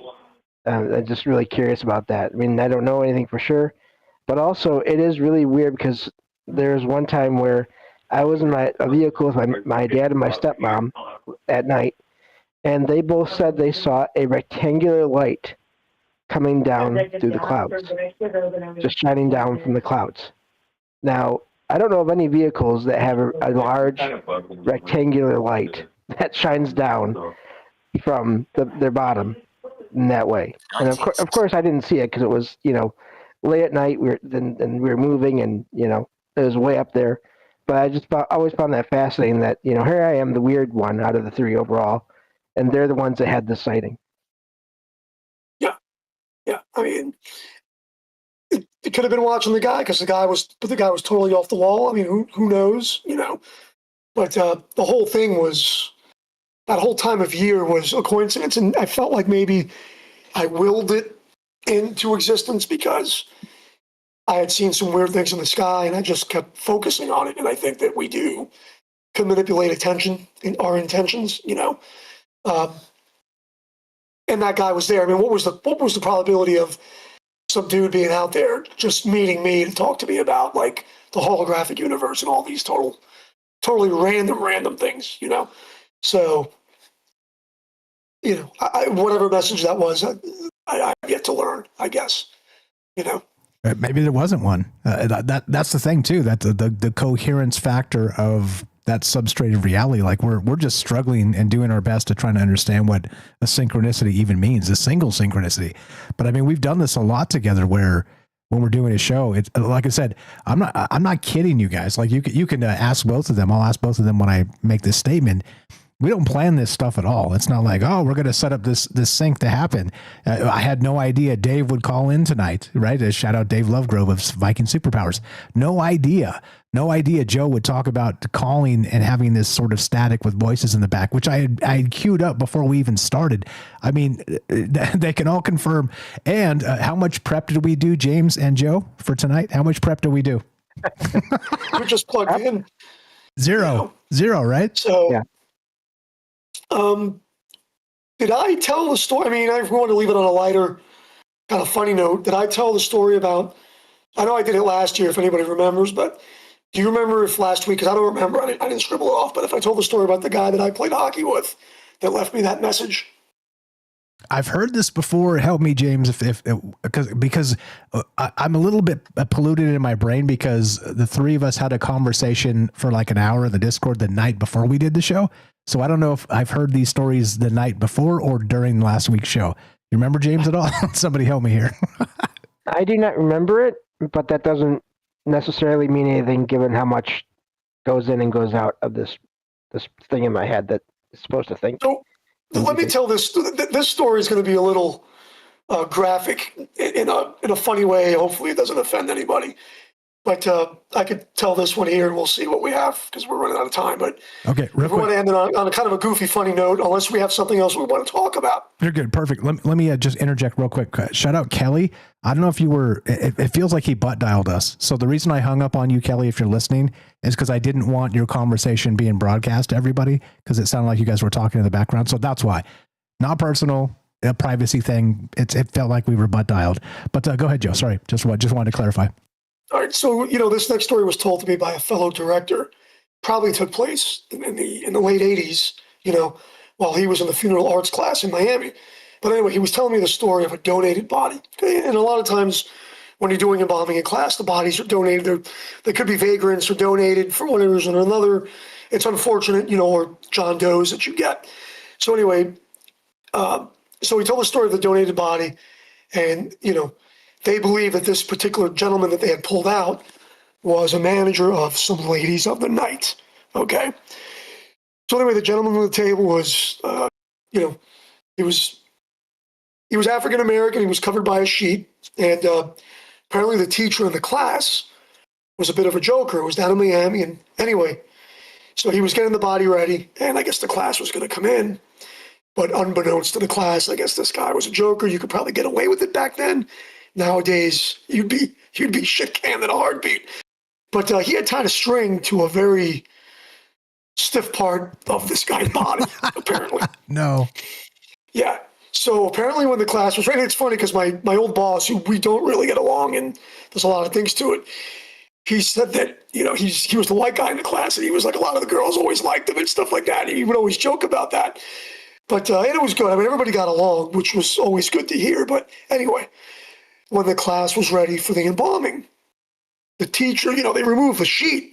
And from what I could only envision, it was done like a magician, taking the tablecloth off a table. But this guy cut the twine that had held a large member in place. Anyway, as the member made the appearance, some of the ladies and some of the guys were totally aghast and startled.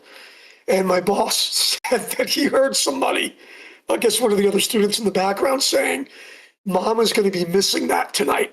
And that was, you can do the drum roll on that. Yeah, but he told me that, and I was like, oh my God, So it was, one of the things, and for me, my dad had passed away. He was a butcher.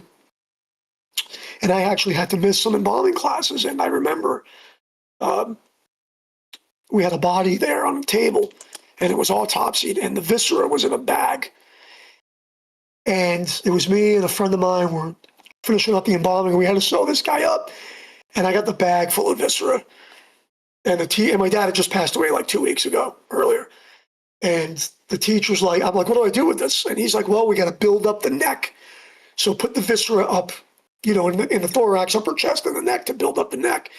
And as I have the bag and I hand it to my partner, my lab partner, I made the comment, I'm like, if my dad could see this shit right now, because he was a butcher, and we all kind of chuckled, and here I was, and put the bag in there, sew this guy up, and got that embalming done, But it's weird. You got to cut it off. I don't know what's going to happen. I'm kind of burned out, I'm past 10 years. You kind of get burned out. You keep doing it. I went to work today. It was a simple day, and I got to thank myself that I'm blessed. I'm blessed to work with the family place right now. And the ghost stories aren't really that much. And that's a good thing for me because I've, there's a bunch of stuff we didn't cover, but we covered it last year and things like that I could repeat and go over. But it's nice not to be so haunted, I guess, by the dead. I am more haunted by the living. And I think a lot of us are haunted by the living, whether that's the media and everything else. And let me tell you something. I've been thinking about it. If there's reincarnation or if I got to go to, honestly, if I die, I think, and if I die and they're like, hey, you want to go for another round? I'd be like, no, you know what? Just like get rid of my soul. Just get rid of it. Get rid of it. I don't want to come back for this. That's what I've been thinking like. So I think I have to think like an atheist. I'm hoping that there's nothing after this. There probably is something after this. I mean, there's probably something that goes on after this because I see it. We've all lived it. But I've started to think to myself, I really don't want to play this game again. I really don't. Yeah, the eternal cycle or whatever. Yeah, it's a funny addendum to your story there. It's nice that even in passing, we can still make the ladies blush, depending on. This is the deal. The show's over, except we're going to do the midnight Stargate ritual. We'll do kind of a quick 5-minute thing after the thing. Say goodbye to everybody. Good night. Shout out Kelly. Thank you for understanding in the chat. He said he had an emergency with his pet. Thank you for the call. And thank you to Joe and James for being here. Again, like I said, impromptu. We scheduled this sort of on the fly, but you guys are incredible. And I think there's an entire third or fourth or fifth show, as Dawn was saying. Shout out Dawn, was like, yeah, we could do like 5 or 6 or 7 shows of this because that's how good this is. I agree. You guys are incredible. Joe, if you got a dip, I understand. I'm going to play a song and then we'll come back and then kind of do the outros officially. But appreciate you very much, my man. No problem. I'll probably be listening. I'll disconnect the headsets and the mic unless you want me to keep talking, but I'll disconnect. I'll keep listening because I got to take my meds before I go to bed. Get it. Right on. We'll talk to you soon. Have a fantastic night and be well. Catch you soon. Have a safe Halloween, guys, and whatever you believe, be safe. Thank you. Amen. You too. There we go. Be right back. Quick Stargate ritual. We'll be back to say goodbye to everybody. Here we go.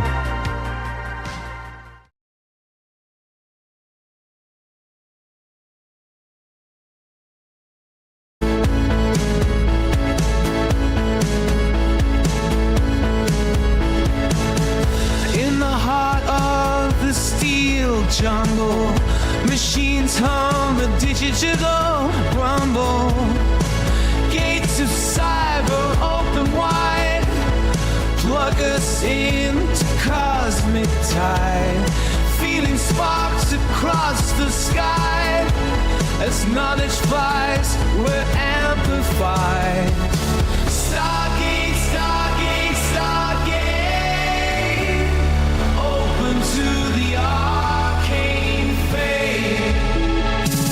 in this massive data center dome, eternal truth stop to roam. Circuits flicker with endless fire, data streams that never tire. Unified by electric dreams, unlock the truth in silver beams. Stargate, Stargate, Stargate, open to the arcane fate.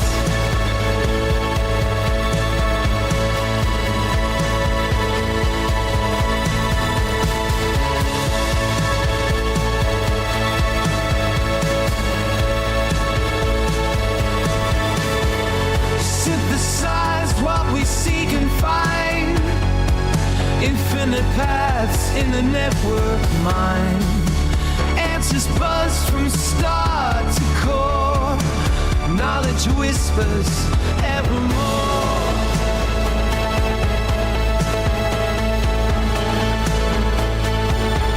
Stargate, Stargate, Stargate, open to the arcane fate.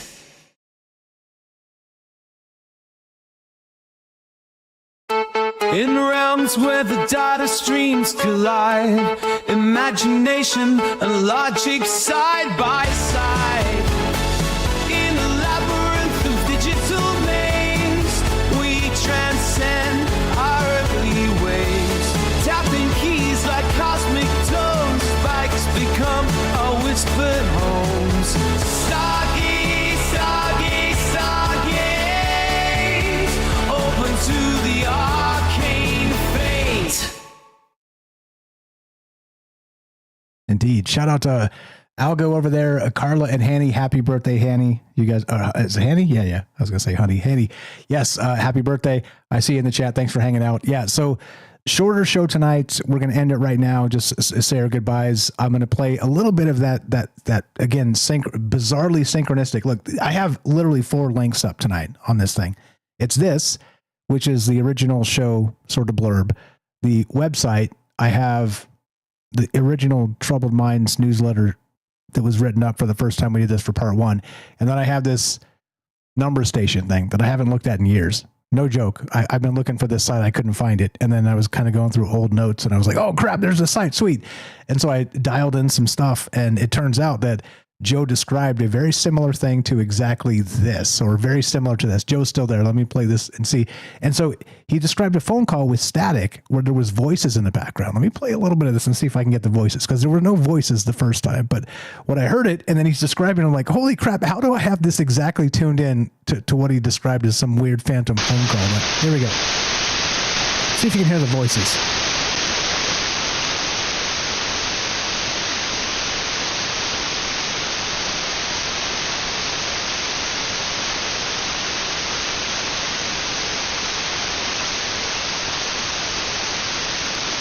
Not really. I hear some whispers, but not really.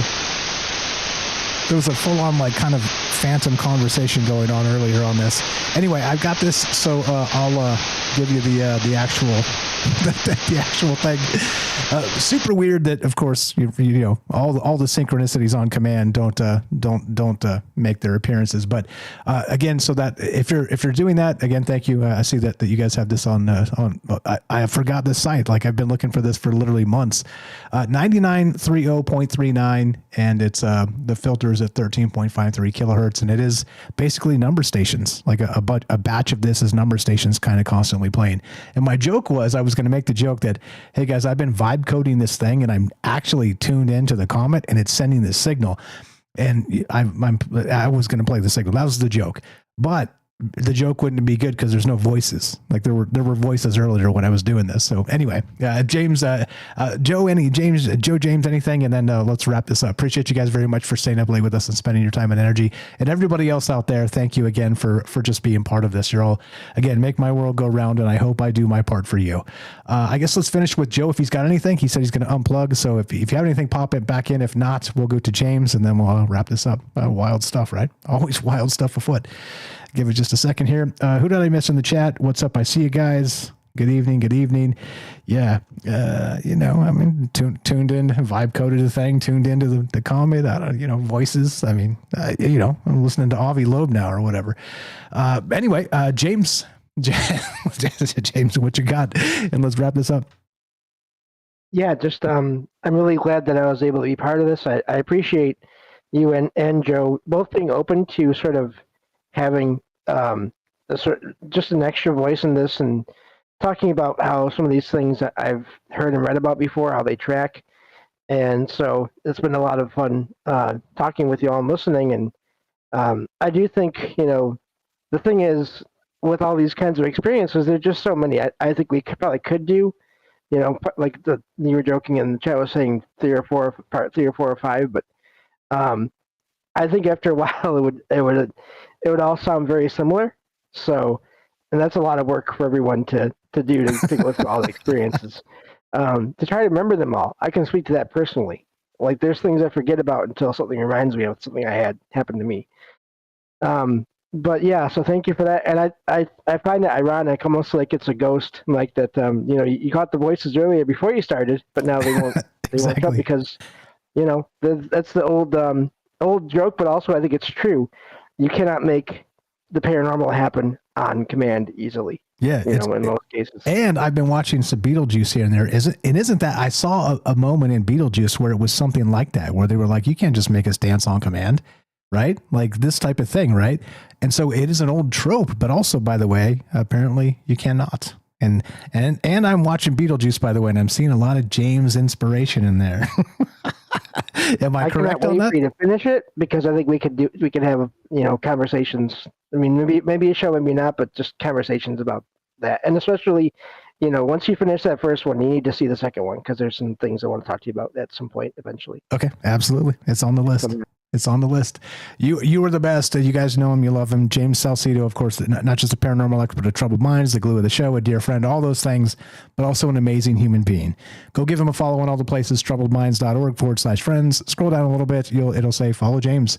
Simple as that. And yeah, that's what it's all about. A lot of friends that are on there. Shout out Algo's on there. What have APOC in the chat? Viking Superpowers? Who else is on there? Jacob, Mephisto on the thing. What's up? Gaston's on there. Matzel's on there. Daryl's on there. So many people. Sweets, what's up? The Robert, you guys are the best. If you have something to share and you should be on this list, remember it's an in list, not an out list. Just let me know. Send me an email, mike@troubledminds.org or troubledmindsradio@gmail. I'll get it either way. And yeah, like I said, I'm honored to be surrounded and conceptually and ideologically and the fractal of the mind space by so many incredible people. Thank you for being part of it. Shout out Steve in England. I didn't say hi to you earlier.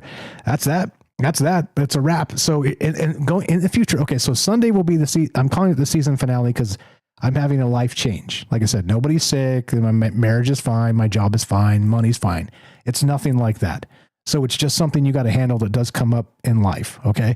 And it's also an exciting space because there's some change. So change is good because, right, they say chaos is a ladder. Sometimes I just can't really justify doing Troubled Minds when I have to focus on something else to make sure where we let the cat out of the bag, where we land is a good space to land. Okay. So there you go. There's your hint on what's happening. But so Sunday night will be the season finale. I don't anticipate any shows for a couple months, probably until after the first of the year.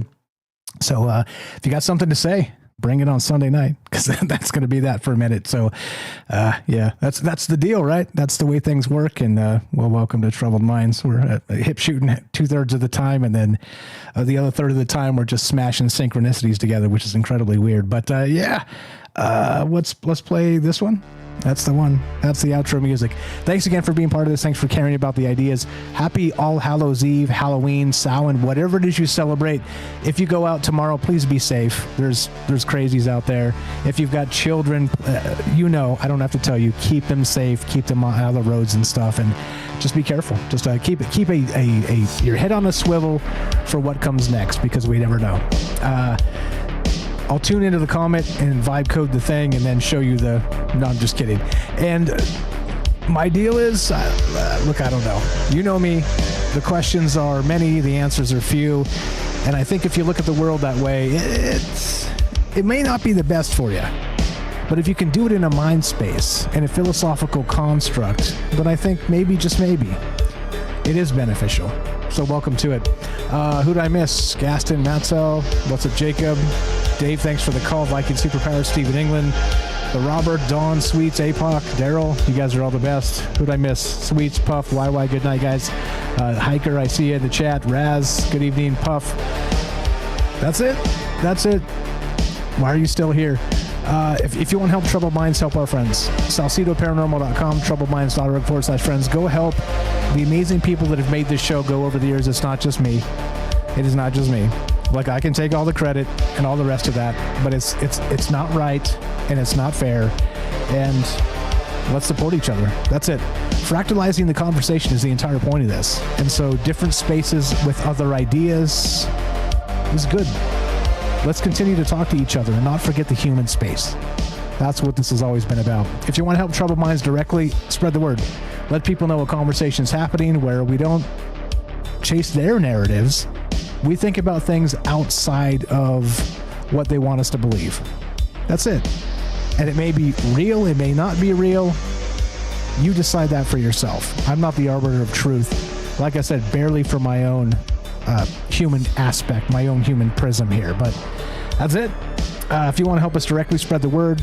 Let people know a conversation's happening. Don't forget all the thumbs ups and all the places. Share these shows on social media. And don't forget, too, so we're going to take some time off after Sunday, but there's 1,100 plus shows on the podcast feed. I promise you there's nobody here who's heard them all but me. Maybe Fred, maybe Kelly, maybe Joe. I mean, I don't know. I don't think so. And so if you miss us during the transition period, then You know what to do. Listen to us on the podcast feed is a way to help. It is got limited commercial interruption, is monetized, and when you listen, I do get a few pennies, so I appreciate that. The other ways, of course, is to go to troubledfans.com. It is a play on OnlyFans. You will not find Michael Strange in a hot tub, but you will find the hottest Troubled Minds merch around. Hats, shirts, beanies, all the things you would expect to find over there. The maybe juice mugs. That's it. Yeah, so we'll see you on Sunday nights, 7 p.m. God willing, don't forget, tomorrow's not yours until it is. And that's that. And this one goes out to each and every one of you. Thank you again for your time and your energy. Your time is a currency you cannot retrieve. And I'm honored by every second you spend with us, and thank you for that. So to each and every one of you out there for staying up late and listening, be sure, be strong, be true. Thank you for listening. From our troubled minds to yours, have a great night. Oops, and we'll see you on Sunday, 7 p.m., God willing. Oh, that's the wrong button. There you go. There's the button. Have a great one, guys.